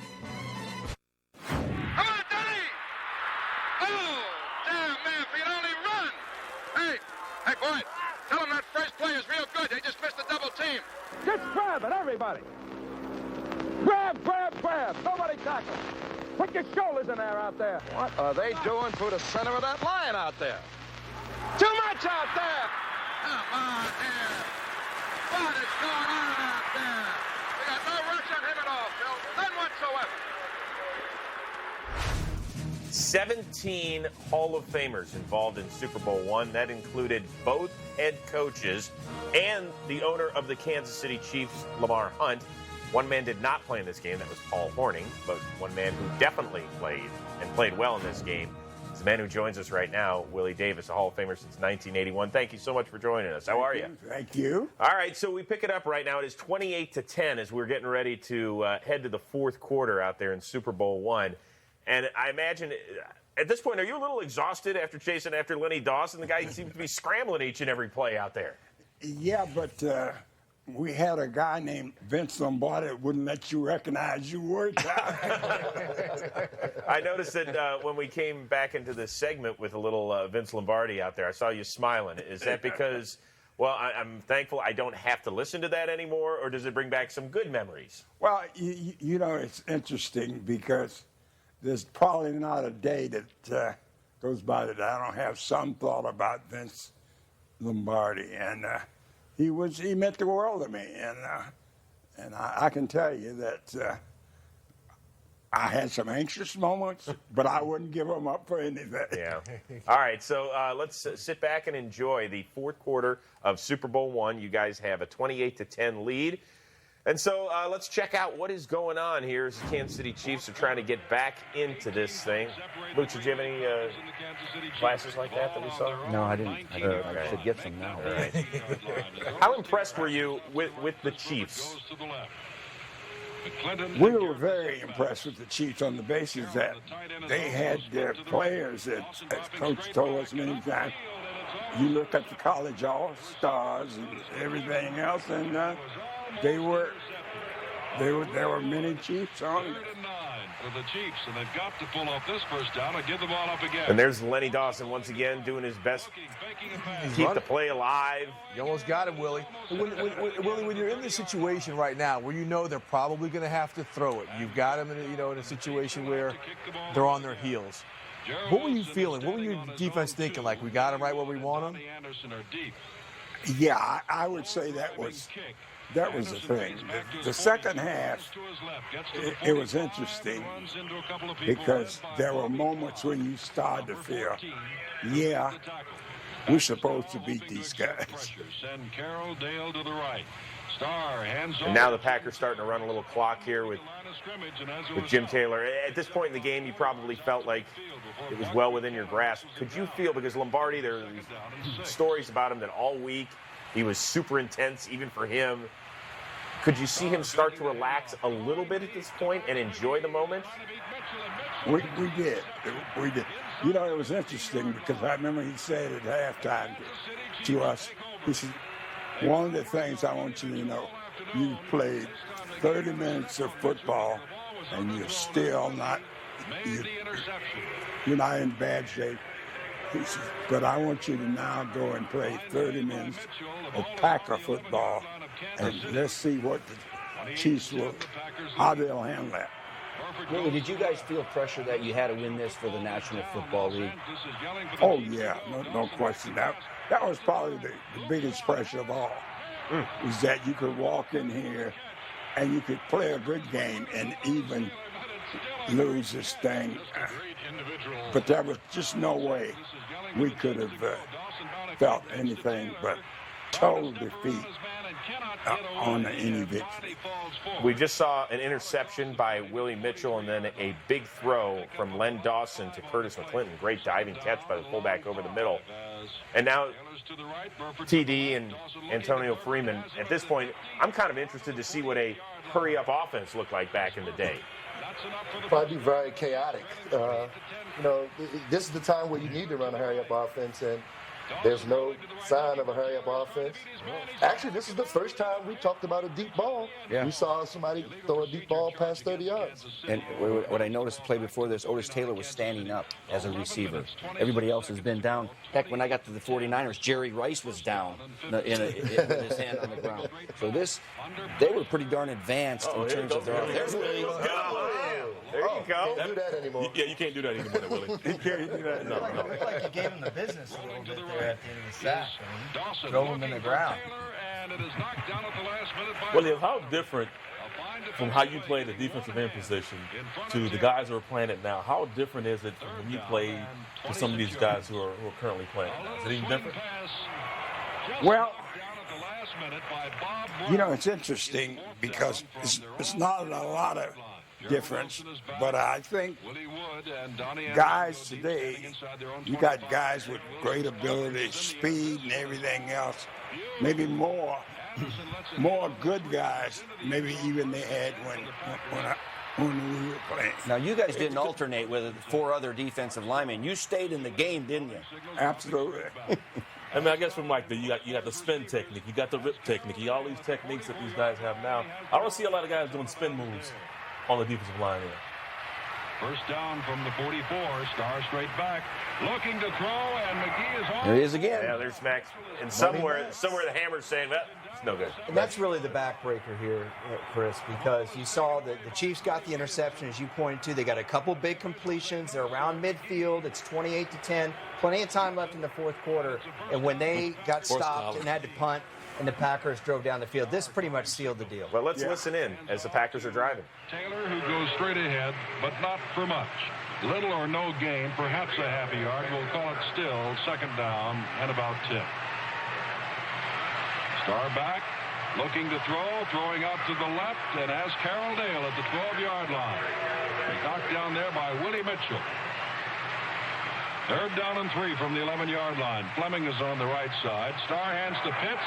Boy, he had an opening for a moment that looked like he was going to go all the way, but Johnny Robinson knifed him down at the 5. Pitts, for the moment, looked as though he had the angle of the corner, but Robinson knocked him down at the 5. First down 5, and straight ahead goes Jim Taylor for a couple of yards, perhaps down to the 3 or the 2.5. Ball is on the 2-yard line, second down. Star still calling signals. Jim Taylor sweeping wide at the 5, at the 3, and with his effort gets down close to the goal line, but they'll mark it on about the 6-inch line. Third down and a few inches. Ball is given to Pitts. Pitts slides off and goes into the end zone, going off his own left side. Was hit at the line of scrimmage, got past Willie Mitchell and went into the end zone. And it is now 34-10. Green Bay has woken this first Super Bowl wide open. Don Chandler has come in and kicks, and the kick is good. Green Bay. Okay, Willie, so at this point, you guys scored. You're up big now. You're up 25. What's the feeling on the sideline? Well, I think that almost to the person, we looked at each other and said, okay. we can relax a little bit now, at least to the extent that we had felt so much pressure before. But you didn't let Lombardi hear that. No. That you're nice and relaxed. Please, don't do that. No. Willie, we appreciate you dropping by today. Hope you enjoyed watching a little bit of Super Bowl I. It has been resurrected for the first time since January 15th, 1967. Thank you very much. Thank you. Thank you. Of course, Willie, one of the 11 Packers Hall of Famers involved in Super Bowl I. There were a half dozen involved from the Kansas City side. Can you pick your favorite 10? Elliot Harrison, that is your challenge. We'll do that. Coming up. Accepted, I think.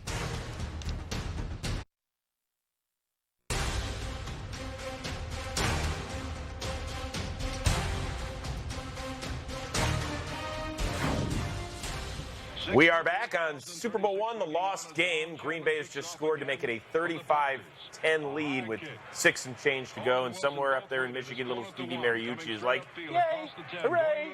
Kind of like, we got this now. I think he had a little more bass in his voice than that, though, Chris. I don't know. Even at 11. How old were you? I was, 11 for this game. Were you drinking a Grape Crush? What? Were you drinking a Grape Crush? Orange Crush soda? Maybe I was. Okay, you're in the 2-minute offense, and you still have base personnel. I don't see 5 wides. Yep. I don't see zebra package. There will be no shotgun. No shotgun. Different quarterback. That's Pete Beathard that's in the game. Yep. Back again, looking now decides to run across the 40, across the 45. Oh, that's good block. Good block. Yeah, that's a block now that would be a flag. Yeah, Cannot probably peel back. fine, too. It's cut low. No, that's not happening. But this style of offense, TV, is not much different than Joe Montana against Cincinnati in that Super Bowl. Split backs, base personnel, under center. 25 points, under center. Elliot, does this Beathard have any relationship to Bobby Beathard and the other football Beathards? I had a feeling you were going to ask me that. But going off what Mook said, I would say Pete Beathard was more like Elvis Gerbach running the West Coast offense at this point.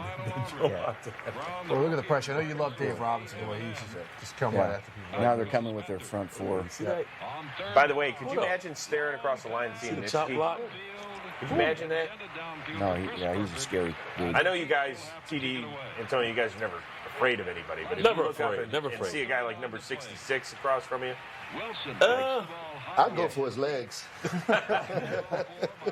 We had Butkus and Nitschke and Sam Huff back in the day, and they were all just animals. Oh, look, did you just see, is that a smile? That's like a catching Bill Belichick smile on the sidelines there. He ditched the visor, by the way. right. He gave it to the people up in the stands. As you noticed, everyone else in the stands had the visor. Here's the young kid, Donnie Anderson.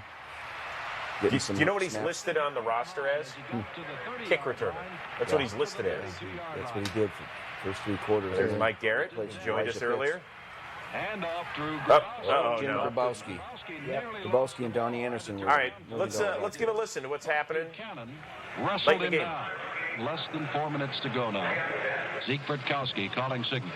Donnie Anderson going to the right side. Gets away from Hedrick, but Hedrick reaches over. And with one hand, grabs him as Freddie Williamson has been leveled and is out lying on the turf at the 33-yard line. They have the stretcher out now, and he will be taken from the field. Fred Williamson is being carried off the field by a stretcher. The hammer. You know who got hurt? The hammer. The hammer. Big nail the hammer. Hey, slap, the hammer got it. It is 3rd down and 8. Burtkowski back and throwing deep for Carroll Dale. And the good news is the Packers are taking no joy in the fact that the hammer got hammered on that play, right? No joy at all whatsoever. We're taking shots with a 25-point lead. That's surprising. Well, we had the pleasure of spending a few minutes with Fred Williamson a little bit earlier in the show, and you can understand how, let's just say he brings a little bravado to the game. Does he not? Just a little bit. Antonio, you ever line up against guys like that to talk a little bit? Yeah, and if they talk it, they normally walk it. Yeah. Chris, I'm just noticing all the garbage fantasy points that people must have been worried about. But Mooch, what about the backup quarterbacks? And I mean, the score. I mean, even now, you would still see the starting quarterback at least in for the team that's losing at this point in the game. You've seen a lot of the backups playing on offense on both sides. Get them a snap in the Super Bowl, right? That's what it looks like. The game's been decided. Let some guys play. Now, let's remember, this is really the start of the AFL-NFL merger. Starting in the next season, they would actually have exhibition games where every AFL team would play at least one NFL team just during the preseason, the exhibition season, not during the regular season. That wouldn't happen until after Super Bowl IV, when the Chiefs would upend the Minnesota Vikings. Then we have one happy league. Right, and we also had a joint draft as well. So you didn't have the bidding war that was going on. And that's really what led to the merger, was these teams are like, we can't keep trying to outbid teams from the other league for players like Dick Butkus and Joe Namath and what have you. So it was finances as much as anything. What year was the joint draft? 1967. Right after this. Yes. Bubba Smith was the first pick, I believe, by the Baltimore Colts. Kill Bubba Kill. From the 13-yard line. Chris, did you do that off memory? Actually, I know Super Bowl MVPs and number one overall picks for the most part. Yeah, he was a Michigan State guy. So, yes. 1 minute to go in the So there you see Bart Starr eventually named MVP of not only Super Bowl I, but Super Bowl II as well. He was the league MVP for the NFL in 1966. What do you say we listen to the last few ticks here in Super Bowl I, gentlemen? Let's do it. 29 seconds to go.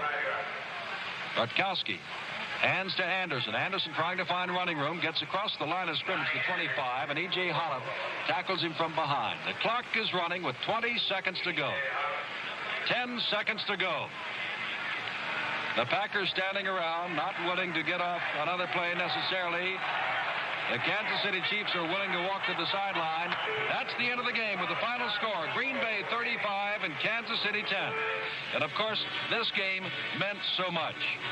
It meant the National Football League for the first time putting its prestige and its experience on the line against the 7-year-old American Football League, which for years has wanted to do just that. All right, what is it? Yeah. Where's the confetti? An ice bucket. Where's the ice bucket? Where's the post-game handshake between You're going coaches? to put something. You're going to put some ice bucket on Vince Lombardi. I mean, seriously, the celebration. I think in part because these guys didn't know what this meant, right? I mean, they had, the Packers had just won an NFL championship over the Dallas Cowboys. The Chiefs had just won an AFL championship over the Buffalo Bills. For them, that might have been the coup de grace. That might have been it. And here it is. This game wasn't even called the Super Bowl at this point. But there's no celebration. No, it looked like a relief for Vince Lombardi and the Packers. Like, hey, we were supposed to win this game. We did win this game. And, whoof, I'm glad it's over with because there was so much pressure to win this game over the AFL team. Another thing you noticed there at the end, no kneel down, guys. No kneel down. They handed off. And that happened all throughout the 70s. That's how we got the miracle in the Meadowlands, where the Giants were just running the clock out and they fumbled the handoff. Then you got the kneel downs, but they're running plays all the way to the very end of the game. One thing I want to say, I think it's amazing about this, what NFL Films did. Apparently, there were only 11 cameras to shoot the first Super Bowl. I mean, now there's But that was broadcast. They had like 5 or 6 for NFL Films. Even so, to get the footage and to compile it the way they did with all the different angles, with some of the replays that we showed from the different angles, the end zone. I mean, it is amazing that we had an opportunity to see something like this that was pieced together of lost footage. Have you guys ever watched one of your Super Bowls before? Well, I think the big thing for me is you watch the Super Bowl, you normally watch the commercials. And there's obviously Super Bowl I. Would have been nice had we seen some commercials about, what they were advertising at the time, the products, and how that evolved. That would have been fun. And, yes, I did watch 32, by the way.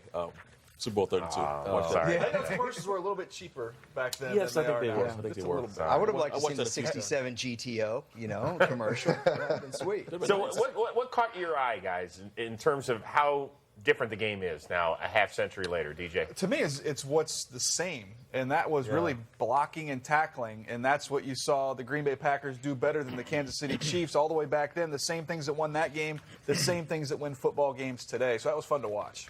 Yeah, the emphasis, because of rule changes, has become more of a passing league because you can't hit the quarterback, the receivers can run free, you can't hit them either. So that encourages the teams to throw the ball more.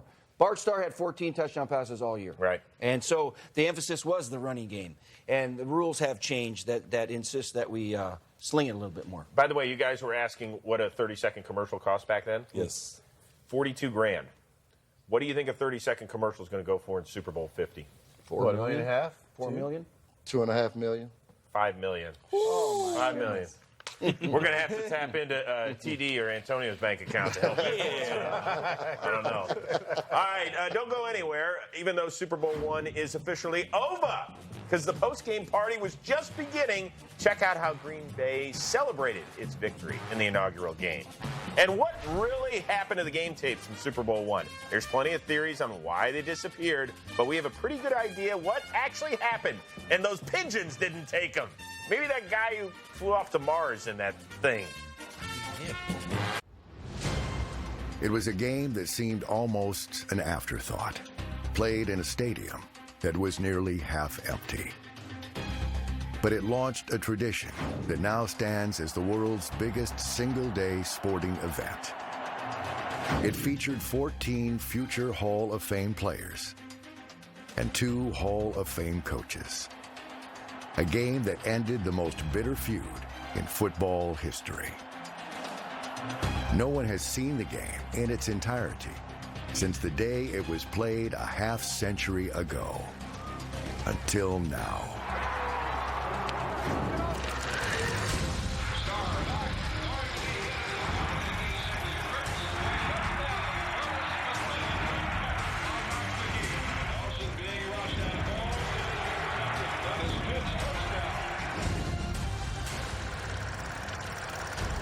We continue on. Super Bowl I, the lost game. It's a whole lot of fun watching that thing, huh? Wasn't it? Yeah. I am Chris Rose, joined once again by our resident youthful historian.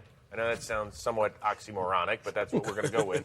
Elliot Harrison. Is that label okay for you? I'm down with it. I'm glad he didn't say I'm an old historian, so I'll take it. Okay. I've got a 2-time Super Bowl, not MVP, but champion. One-time MVP. That's not bad, Terrell Davis. One-time MVP. And my former NFL coach and diehard Packers fan, Steve Mariucci. There you go.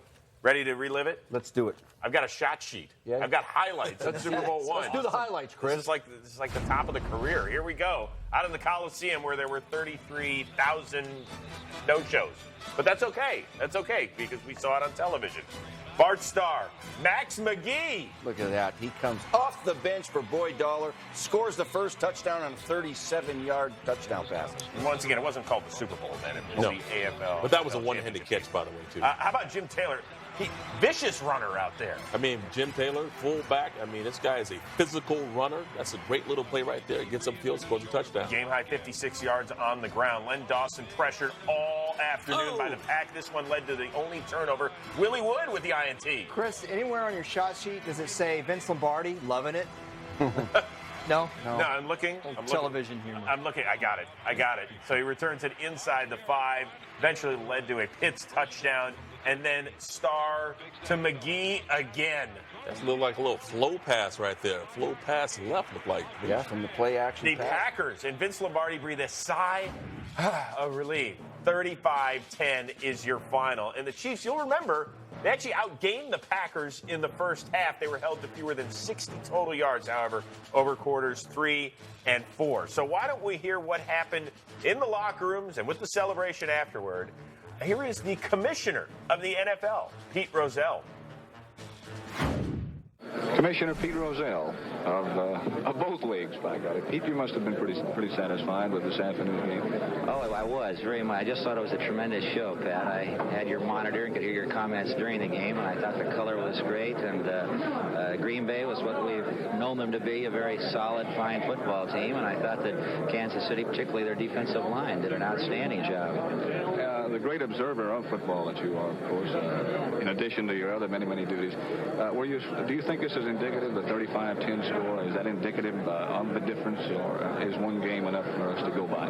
I think it probably takes more than one game. I think we'll get an additional reading this summer when we have some fine interleague preseason games. And we'll have pairings then, of course, of other than the top 2 teams. And I think that, while not again conclusive because there'll be preseason games, that could help us get a better line. Pete, let's capsule something that you just brought up there. Now, is that the immediate plan for the 2 leagues to meet in preseason? postseason games next year? Yes, each AFL club will play at least one game with an NFL opponent. Some will have more. So we should have perhaps as many as 12 or 15 interleague games next summer. I thought we played well the first half, and I thought we got off to a good start the second half. I think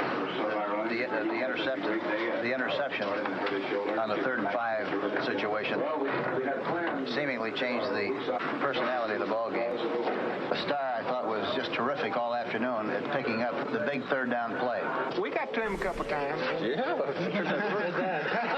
We were in a variety of coverages, kept trying to change the picture, but he still pierced the areas and got the ball in there for the necessary yardage. They have good people. We had good people. We didn't play our finest ball game. They played well. I think Max McGee probably had the best football game he's had in the last 10 years. Of course, I don't know what their game plan was, but it's very evident that they were working on our left side. I'm not going to say that just because I saw a new receiver, this was a problem to me. No, because the only thing you have to do is play football anyway.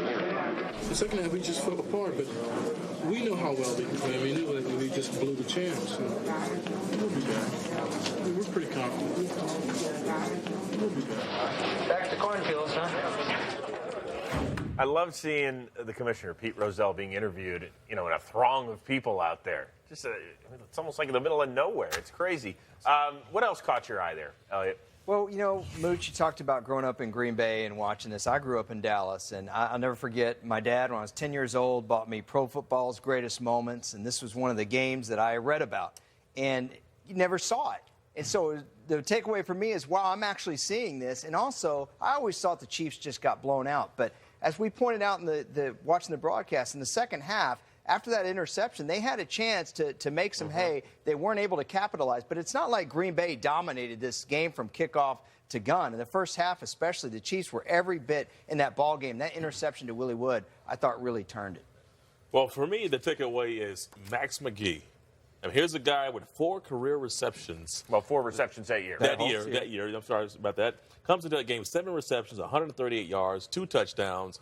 I mean, really, it kind of reminds me of last year when Chris Matthews from the Seattle Seahawks had 4 receptions, 109 yards, and a touchdown. Should have been named MVP of that game, big time. So here's a guy, not to mention the night before the game, he was out partying. Out partying a little bit. Maybe that's why he wasn't the MVP. The MVP ended up to be Bart Starr, and he played a terrific game.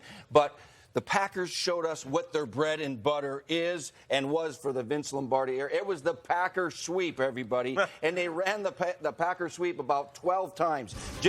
Look at Fuzzy Thurston and Jerry Kramer. They're going to pull right here, and we're going to give the ball to Jimmy Taylor. Jimmy Taylor's going to, remember, it's a seal here and a seal here, and we're going to run it in the alley. And that's what this is. They ran this right, left to every back they have. This 14-yard touchdown run made it 14-7 in the second quarter. That is the Packers sweep. And you and I ran that a little bit in the West Coast offense. It kind of faded away a little bit, but when we were in the league, that still existed. It did. I want to read you guys a quote real quickly from Vince Lombardi. He actually said that the Chiefs aren't as good a team as the top teams in the NFL. He said Dallas was better. There's a few other squads that are better. You would have thought that maybe after the Chiefs had played them that tough, especially in the first half where it was only Green Bay 14-10 leading at the break, maybe he would have swayed over to their side a little bit. But no. He got pressed, though, by that, because right after that quote, he said, I said what you wanted me to say, didn't I? But, he mentioned Dallas, and as you mentioned, Mooch, that was really the big game, and this game was kind of an afterthought. Nobody knew that it was going to turn into what it's become. So, spin it forward a little bit for us. The next year, they end up beating the Oakland Raiders in Super Bowl II. Yep.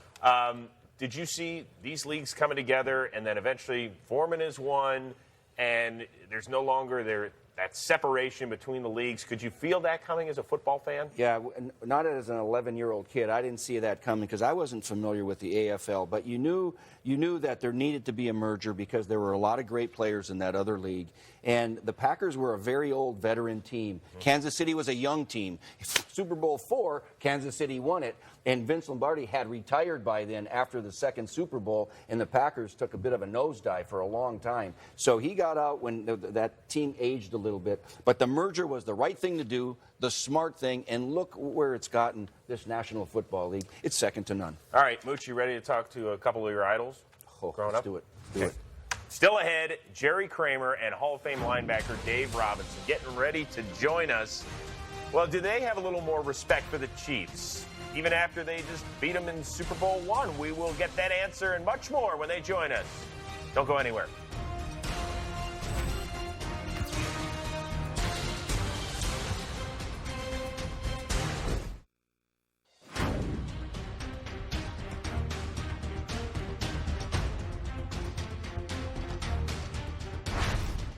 The end of the game with the final score, Green Bay 35 and Kansas City 10.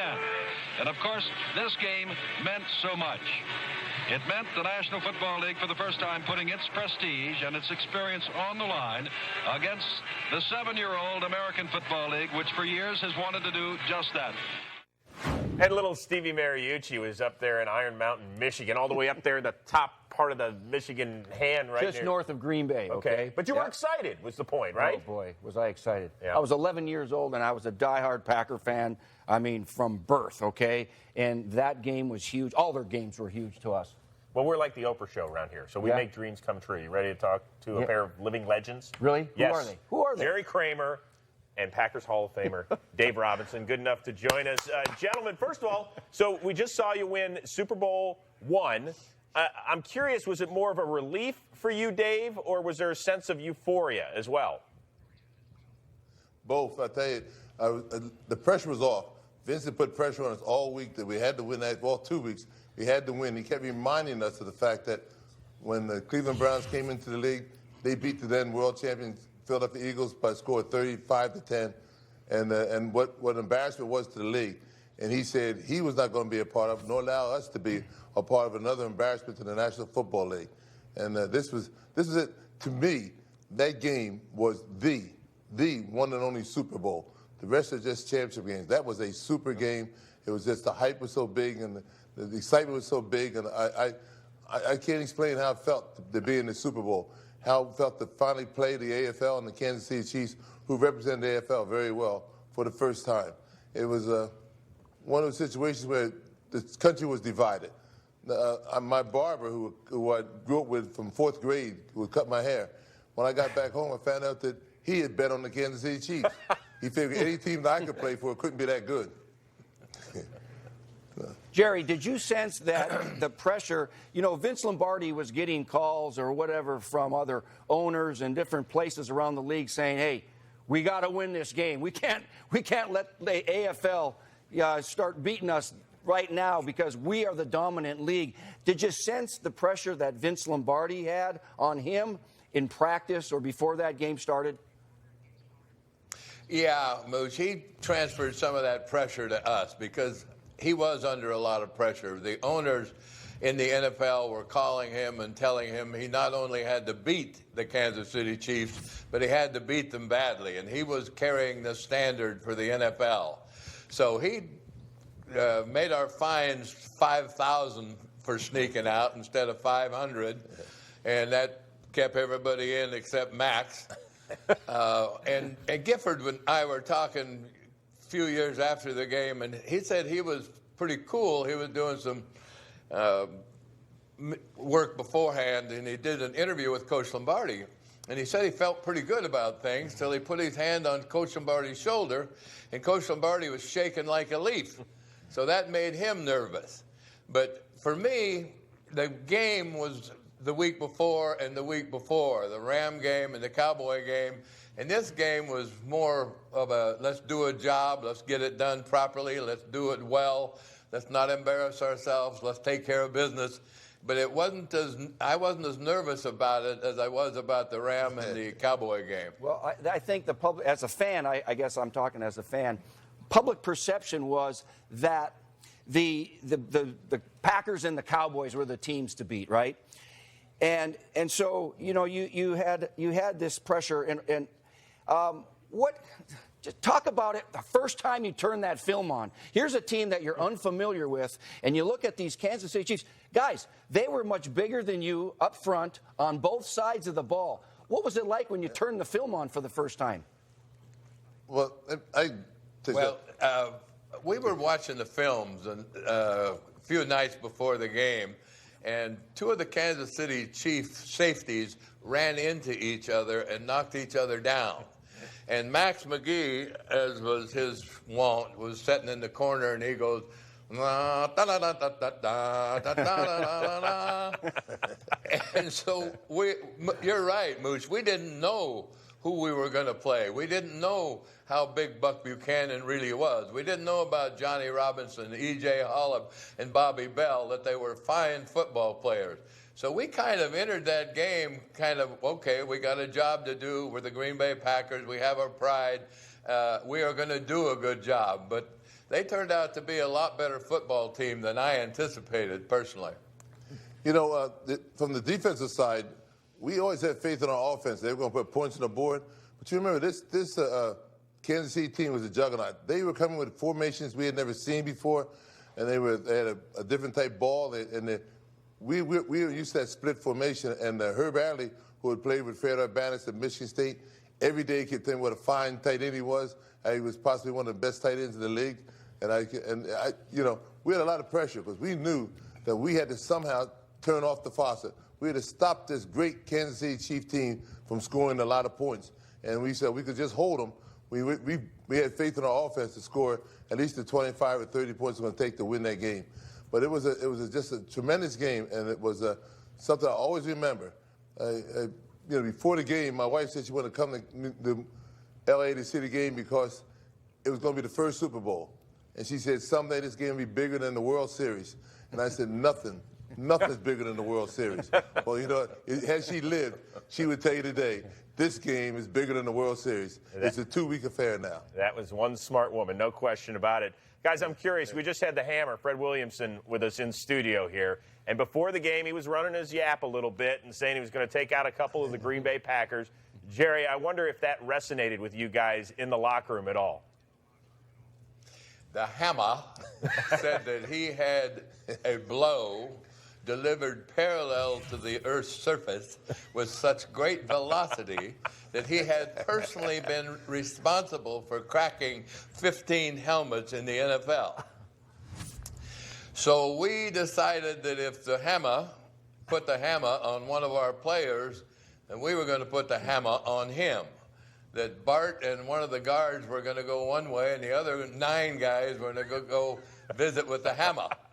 Well, the Hammer knocked himself out. He was running. We were running the sweep to the right, and Donnie Anderson was carrying the ball. I turn outside, and Fuzzy turns inside, and the Hammer tackles Donnie and catches a knee, knocks himself unconscious.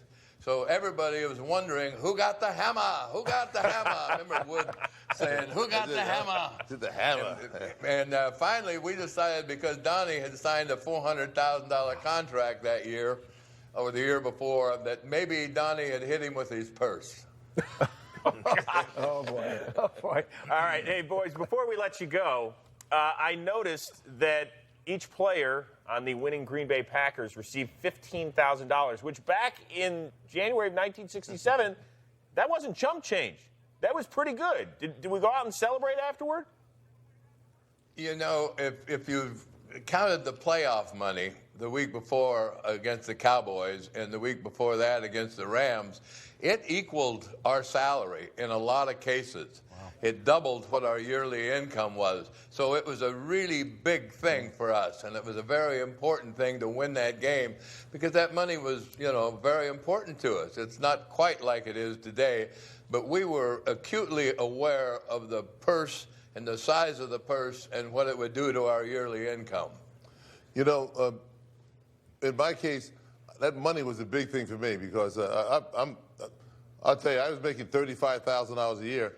And as Jerry said, we got $9,800 for the championship game and $15,000 for the Super Bowl. I forgot what my game salary was for the playoff, but I came up to like $30,000, which was almost double my salary.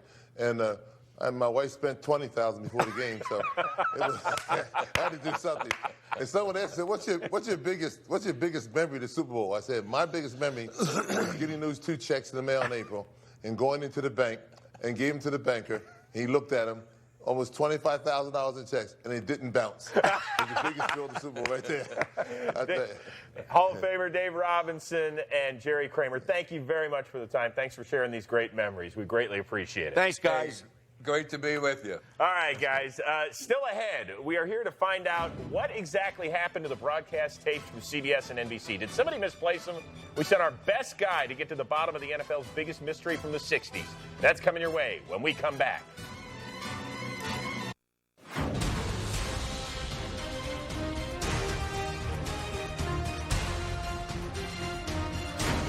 All right, so we're back with Terrell Davis, Antonio Freeman, Steve Wyche, Steve Mariucci, and I know what you guys are probably thinking to yourself. There were two networks that actually broadcast Super Bowl I. Doesn't CBS have a copy lying near JB's wardrobe or maybe stashed in NBC closet with Al Michaels' Emmys? Well, there are plenty of urban legends as to where those tapes went. So we sent our super sleuth, Dave Damashek, to uncover the mystery. Oh, sorry, I was watching the game. You know, it took 49 years to the day for us to get a good look at this game, which begs the question, what the hank took so long? Some say the tapes wound up with half at the Playboy Mansion. Others believe they somehow made their way to Cuba. Think those theories are crazy? How about the reality? Both NBC and CBS taped over the game in favor of soap operas. That makes me mad. Hey, it was another world. Now, heaven forbid I sound like a cynic, and I don't want to get into finger-pointing or reckless speculation. Oh, wait a second. Yeah, I do. The first question has to be, in something like this, who had something to gain by the tapes disappearing? Well, if it's true that history is written by the victors, then it stands to reason the losers would want to erase said writing. Yeah, I'm looking at this Bond villain right here. Hold on, that's Lenny Dawson. Back in 1967, no one could have had the foresight to realize the Super Bowl would become America's biggest sporting event. And it's not just pro football's exponential rise in significance that's changed over the last half-century. College football didn't even have a playoff back then. Can you imagine that? Some things are still true, though. The first Super Bowl was played in the LA Rams home stadium, the Coliseum, which here in 2016 is still the home stadium to those Rams. Bottom line, I don't know what took so long, but ironically, a compelling case can be made that we wouldn't have 500 channels and images so good you feel like you're there in the seats if the NFL hadn't emerged as the ultimate must-see TV event. And look on the bright side. At least we got to see it before the aliens invaded. Hey, wait a second. That looks familiar. Oh, very good. Once again, NFL Films had to piece this together, as you pointed out several times, Steve Wyche. But can you imagine, like, being the intern that rolled over the tapes at CBS or NBC back in the day? Well, back in the day, they would have known any better because they were probably instructed to do it. But right now, they're like, oh, my God, that was such prime footage that I taped over. I mean, can you imagine getting that call? Was it just one copy, though? Was it just one copy of the game? Yeah. I mean, I don't know. It sounds like it. You taped over the original copy, and that's it? Well, the good news is we got it back somehow, some way, and that was an awesome game to watch. Yeah, well done. It was fun. Did you look at it through a different lens this time as opposed to when you were just a 10-year-old pup? You know, yes, I did, because when I was 11 years old watching the game, I was a Packer fan, okay? Everything was about the Green Bay Packers, okay? But then I was lucky enough to coach there. Antonio was there. I got to know these guys. They always come around, right? Yeah. And that was a dynasty. Guys, they won 5 championships in 7 years. That's called a dynasty. And so you kind of I love football because of the Green Bay Packers. That's where my influence comes from. So it's good to have Willie Davis here. And I know Bart Starr. I just had dinner with him on my 60th birthday. Geez, I was just like living the dream with these Green Bay Packers, and I don't know. It was fun to watch that game. What I'm struck by is the Hammer saying how it was just a game. Like, looking back on that game, it was just another game they had to play, and not really understanding how big of a game that first Super Bowl was. That kind of struck me. And we knew we played in Super Bowls. It was a Super Bowl. It's an event. It's the biggest game on the planet. And the guys who played that game, it was just, hey, you know what? We're playing the AFL or we're playing the NFL. It's just another game. And that's kind of interesting, the take they had on it then. But now looking back at it, I'm sure they're like, you know what? That was a major game. Yeah, when I look at it, I mean, first off, the lack of penalty flags. I mean, it seems like there was only 5 or 6 penalties in that game. We get that on a kickoff in today's game. So, I mean, the lack of penalty flags, the rules. I mean, you saw offensive linemen blocking it here. They're not extending the hands. The DBs could clutch the receivers. That was the big thing. Yeah, I mean, just so many different things, yet the game itself was still the same. So often we think of, games back in the 60s as, 215-pound offensive linemen. These guys are just about as big as the guys do today. I mean, there's some differences a little bit, but it just looks so similar in so many aspects of the game we played today. The average starters in this game are actually an inch taller than what the average starters are right now. They're lighter because they didn't have the weight program that we have now and the nutrition that we have, but they were actually taller. And that was the amazing thing to me is how the Green Bay Packers used their athleticism and smaller players to make plays. I mean, even on the Packers sweep, they had smaller offensive linemen who were able to get to the edge and block defenders a lot easier. So the engine, that interior part, the offensive and defensive lines, they used smaller athletic guys, and I think that gave them an advantage. You used smaller athletic linemen out there in Denver. I mean, was there elements that were similar? Well, what was the average line? 240-something? 250? Yeah, I mean, based on NFL standards, our line was lighter than everybody else. But you like guys that could run and get out, correct? Yeah, the key for our system was you had to run, be able to get out there and cut block on the backside, and it was really about trying to get the big fellas tired. And if you can get leverage on them, make them run side to side, and you had to have lighter athletic linemen to do it, and we had that. And so we weren't about trying to power you and push you off the ball. We let your momentum go against you a lot of times. There were only a handful of 300-pound players in the league back then, at that time. Now we'll go to training camp with almost 600 300-pound players on both sides, offense and defense. And so, but a lot of it has to do with, like I said, the nutrition and the weight programs. I want to ask you this in looking back. As a kid, if you can remember, I know you were thrilled to death that the Packers won, but were you thrilled to death that they won a championship? Were people going bananas like now? I mean, in the city or the fan base, people are out in the streets, are honking their horns. I mean, some places they're burning up cars. The bigger rival were the Dallas Cowboys. They beat them in the championship game that year, and they beat them in the championship game the very next year in the Ice Bowl. That was the big one. And then, of course, you have to play that AFL team, which became bigger yet. But there wasn't any, I don't remember a ticker tape parade. I didn't live in Green Bay, but the Packers were expected to win. That's how good they were back then. Both teams were really good.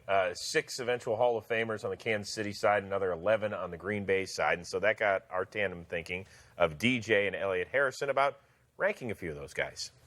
All right, thanks, Chris. Well, look at this football game. You talk about Hall of Famers. We got a bunch of them. Look here at the Kansas City Chiefs and their Hall of Famers led by head coach Hank Stram.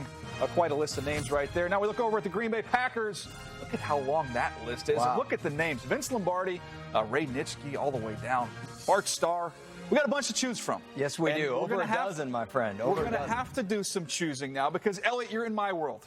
I'm a draft guy, so I'm always ranking and doing mock drafts. Now it's your turn. We're going to look at this football game, all these Hall of Famers, and we're going to rank them. We're going to work from 10 to 1. But right now, let's get the first handful. Let's get it here. going. All right. When you look at guys that had impact on pro football in this era, and particularly Super Bowl I, at number 10, I want to go with Ray Nitschke. If you can slide him over for me. Longtime middle linebacker for the Green Bay Packers, played 15 years. And if you're not familiar with Ray Nitschke, it might be because Dick Butkus obscured him, played in the same division, but Ray Nitschke, an all-timer. At number 9, I want to go to the other organization here, the Kansas City Chiefs. Hank Stram, their head coach, is who I would put at number 9. Hank Stram, they wouldn't have been there without him. Created the 2 tight end offense, linebackers behind the defensive ends, the 3-4. A lot of that attributed to Hank Stram. Doesn't get his credit, by the way. No, he doesn't. When we mentioned the great coaches, for some reason Hank Stram doesn't get his. You bet. Long time waiting for the Hall of Fame. Number 8, let's go with the running back Jim Taylor for the Green Bay Packers. Retired as the 3rd all-time leading rusher when he retired. And DJ, he did it the hard way. He did it the Marshawn Lynch way. Bowling over guys. This was not a juke guy. This was somebody who hit them head on and played a physical style of football. Think John Riggins. All right, number 7, I got another Kansas City Chief here. Bobby Bell.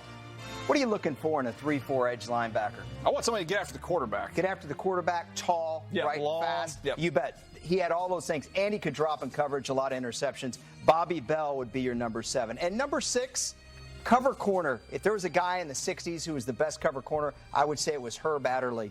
He is your 6th-ranked Hall of Fame member involved in Super Bowl I, the premier corner of the 1960s, an instant offense on defense, 9 career return touchdowns. Who's somebody who just retired who's kind of like that? Are you going to go Charles Woodson? Ah, there you go. I knew you would get it. Yeah, we worked well together. Look, halftime right here. That's the first half of your list. Chris, we will get to the rest of Elliot's list a little later on. I think people are going to argue about this.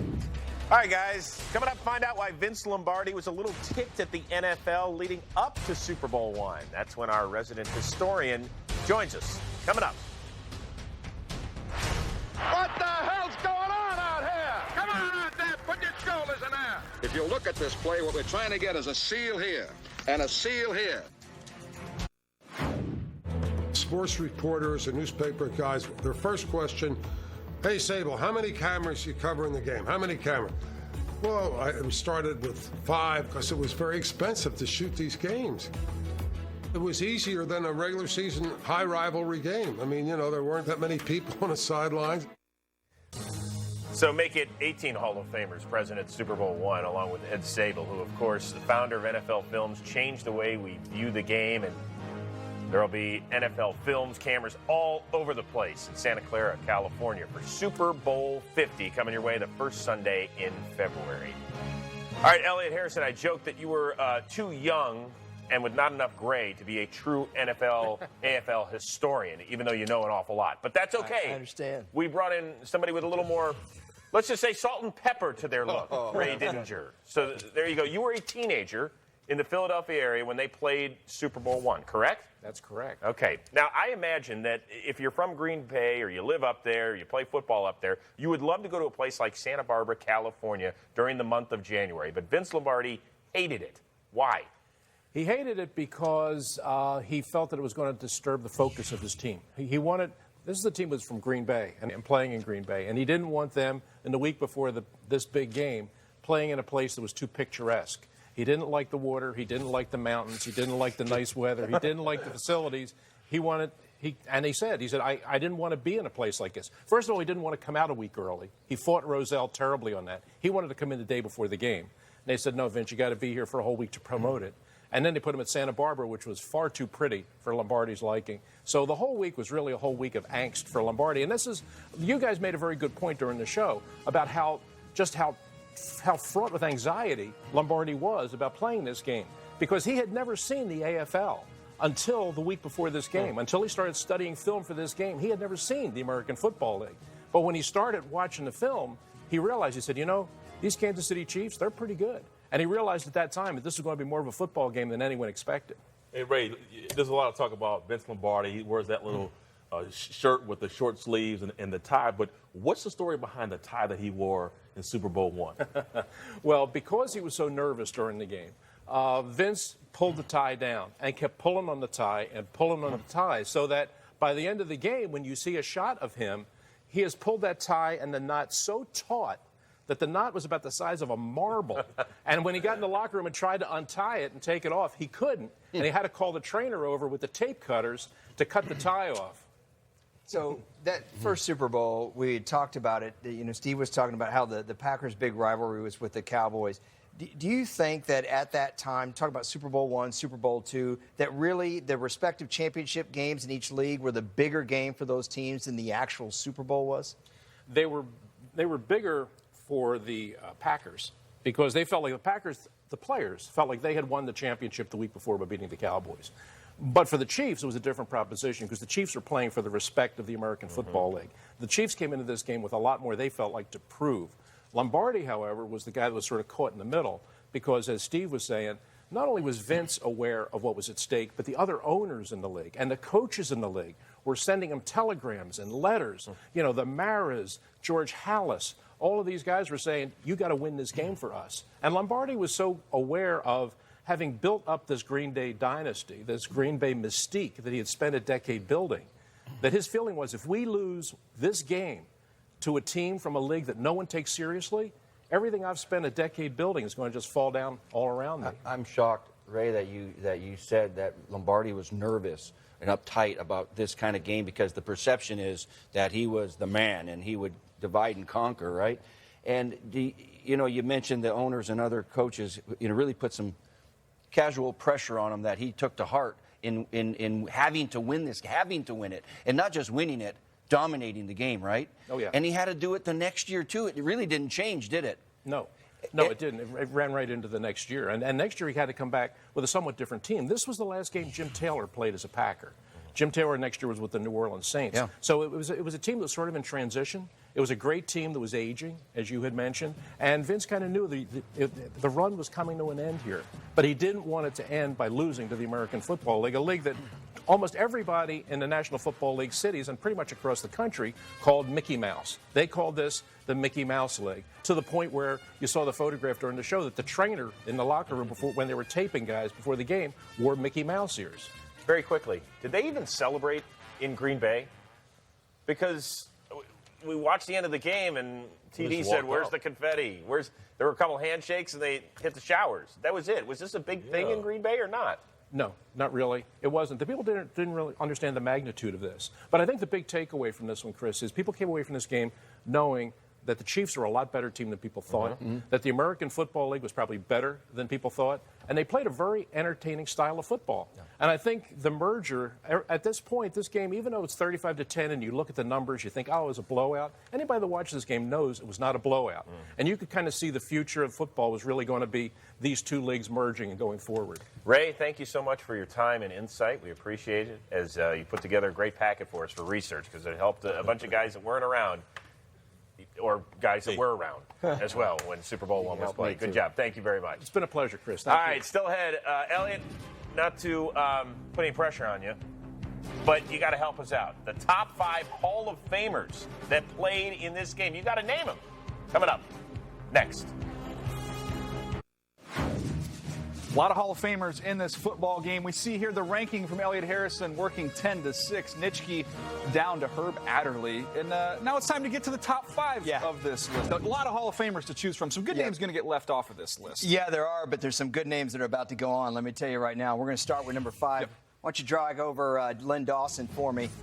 The Chiefs starting quarterback led the AFL in completion percentage 6 times out of the 10 years of its existence. How about that? Very accurate passer. If I could compare him to somebody today, I'd say Drew Brees. That's who Len Dawson reminds me of. At number 4, I'm going to go with the other quarterback in this group, Bart Starr. Outside of stats, DJ, what's a quarterback measured by? Oh, you get wins. You say wins shouldn't count. You shouldn't be measured by it, but that's what happens to that position. How about 9-1 in the postseason, man? That First helps. 2 Super Bowls, Super Bowl MVPs. Bart Starr had it all. But this is where a lot of Packers fans are probably going to part ways with me. Number 3, I'm taking Forrest Gregg. I get it. He was a tackle, not a quarterback. But in the 1960s, what were teams doing? Running the rock. Running the rock, exactly. And Forrest Gregg was the best at his position, made the NFL's all-time team, gave Deacon Jones all he could handle, and Vince Lombardi said the best player he coached. At number 2, this is where it gets really, really tough. But I'm going Lamar Hunt, the owner of the Kansas City Chiefs, the founder of the American Football League. DJ, he created the league on a cocktail napkin on a plane flight in 1959. Just wrote the teams out on a napkin. I mean, unbelievable, the influence. By the way, has a trophy named after him, correctly? Kind of important. The AFC, kind of important. You enjoy that AFC championship game, you can give him a big spiritual high five. Number 1 on your list? Number 1, Vince Lombardi. It has to be. Look, the game will always be about what's on the field. Always. And Vince Lombardi was the best at his profession. Our Super Bowl trophy is named after him. 3 titles in the 60s before Super Bowl I, 61, 62, and 65. When he took over the Packers, they were 1-12-1. They went 7-5 his first year. He took a lot of guys that the previous coaching staff had and turned them into great players. All these names are great. You pointed it out. Hank Stram, completely underrated. The 2 tight end offense. He was his own OC, his own DC. He really had the first nose tackle in the business. So many great players here. He's just one name you could point out. But again, Vince Lombardi has to take the cake. Yeah, Vince Lombardi at number 1. No argument there. I'm sure some people have an argument with you on the rest of that list, Elliot, but you did a good job. Fine. And you emptied the bucket of all your information. Elliot Harrison, nobody better. All right, guys, thanks. So Super Bowl I is now in the books, but what did it mean to the league? Peter King lets us know from his vantage point. Coming up next.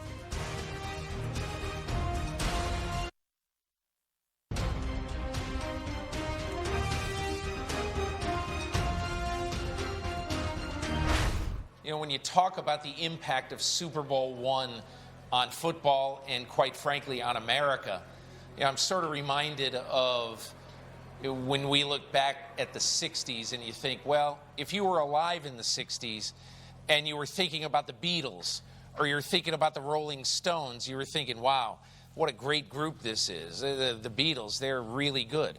But would you think 50 years later that they would be the most iconic group in the history of modern music? No, because you're right in the middle of it at the time, and you don't think that. Similarly, Super Bowl I, you look at it, you look at pictures now, it's like, you know, to some people it would be like a high school football game.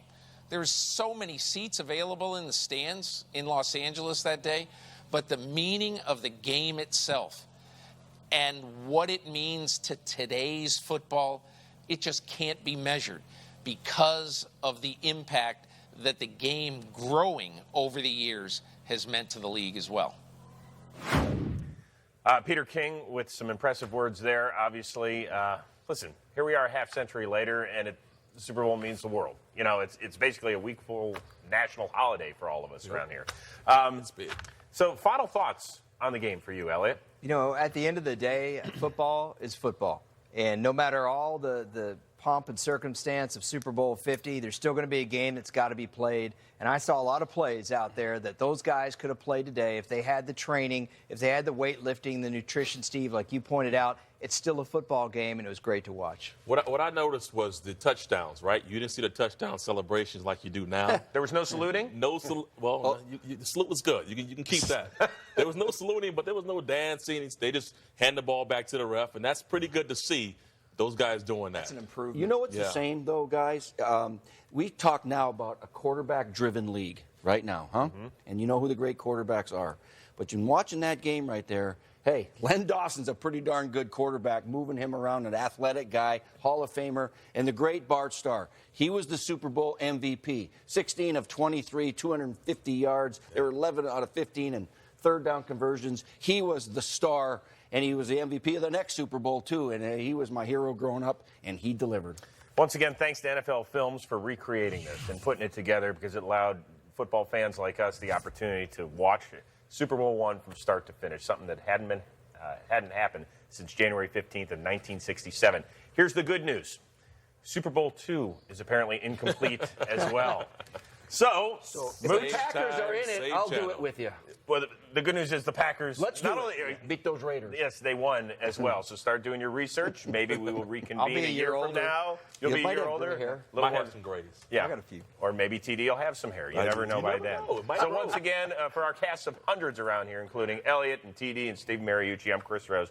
Thanks very much for watching Super Bowl I, The Lost Game.